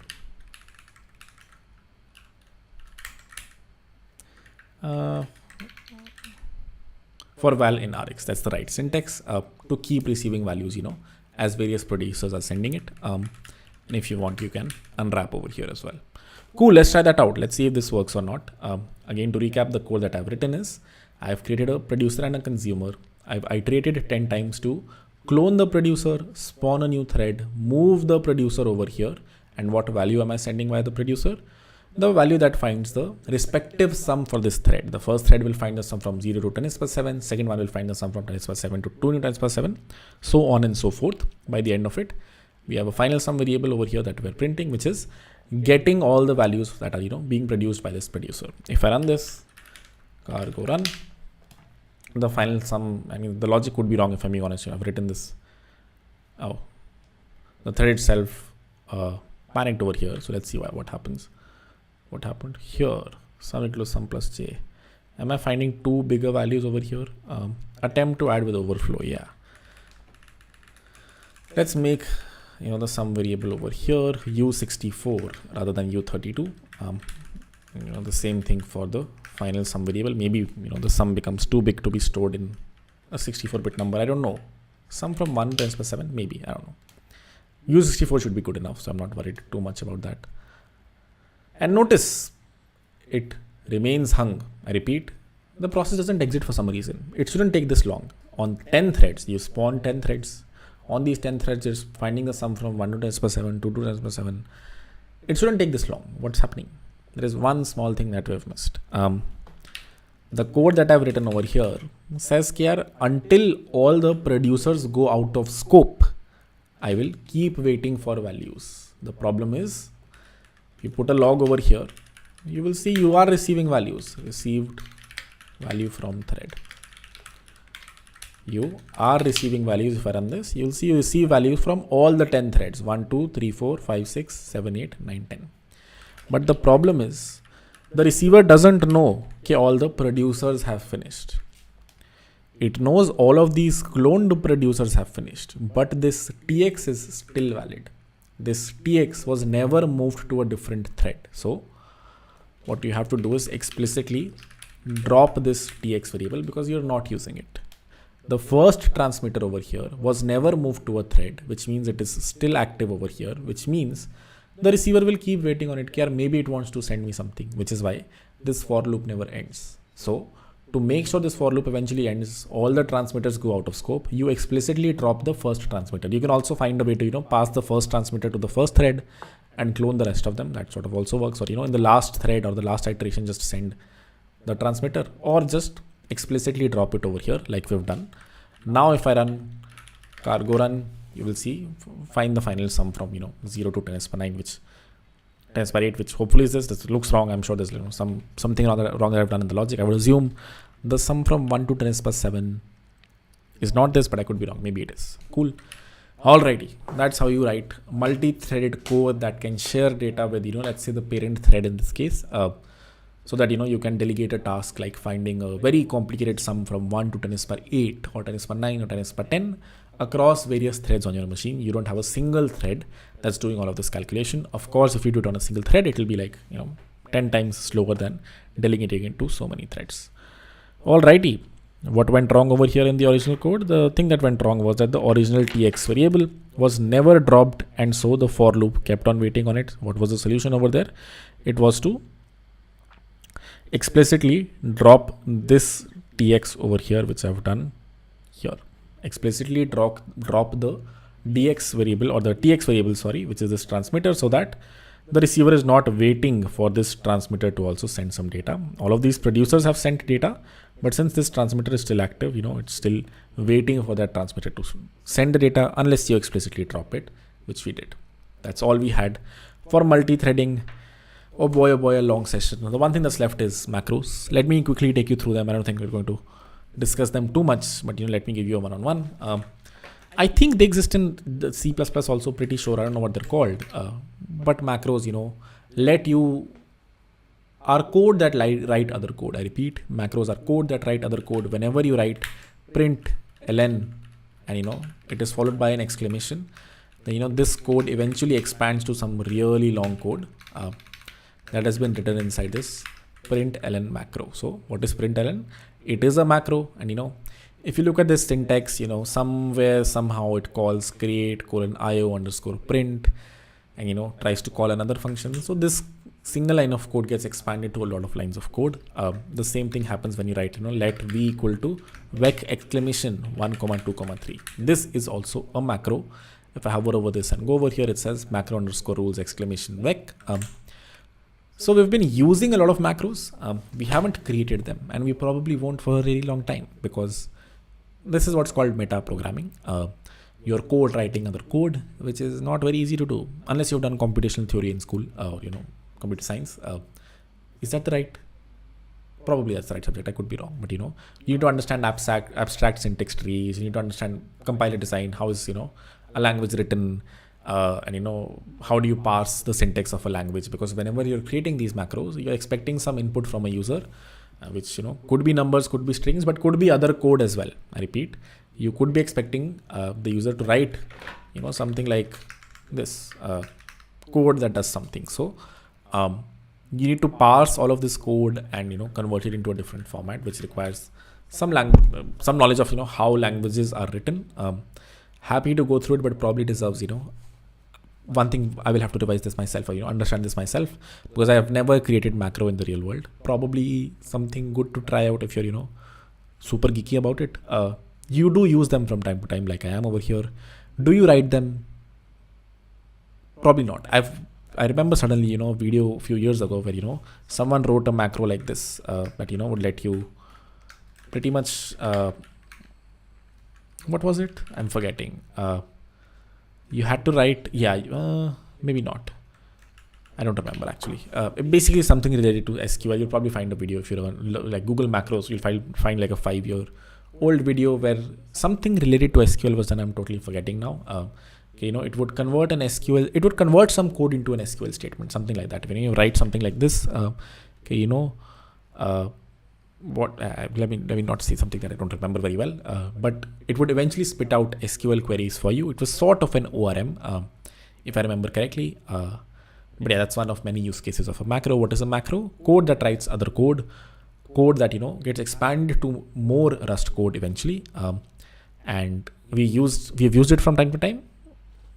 The topmost level / nirvana over here is you understand how you can write a macro of your own, which we're not doing today. With that, let's go through the topics one more time. What all topics were we supposed to go through today, and what all topics were we able to? We discussed a bunch of beginner things in the first section of this video. In the second section of this video, we were supposed to go through these 3 easy things. We did. I would assume this was very easy to digest. Strings versus string slices. Hopefully you understand this now. String is a type that Rust provides you. String slices are you trying to reference some contiguous segment of that type, and the same applies to arrays and other collections as well. Generics from the live video traits, very similar to, interfaces in JavaScript or TypeScript, and abstract classes in Rust. Multi-threading, how can you run, code on various threads together? Lifetimes, probably the most hard thing to digest today. Macros, hopefully you understand what a macro is. Next time you're seeing one, you know what it is. We have not discussed how you can create your own macro. What is left is futures, async await, and Tokyo, which frankly deserves a video of its own anyways. That'll probably be the next video in this series, where we'll write some asynchronous code, because if you're able to write asynchronous code, if you understand the Tokyo runtime, which is one of many asynchronous runtimes that exist in Rust. The reason let me not digress. Long story short, it needs to be a video of its own.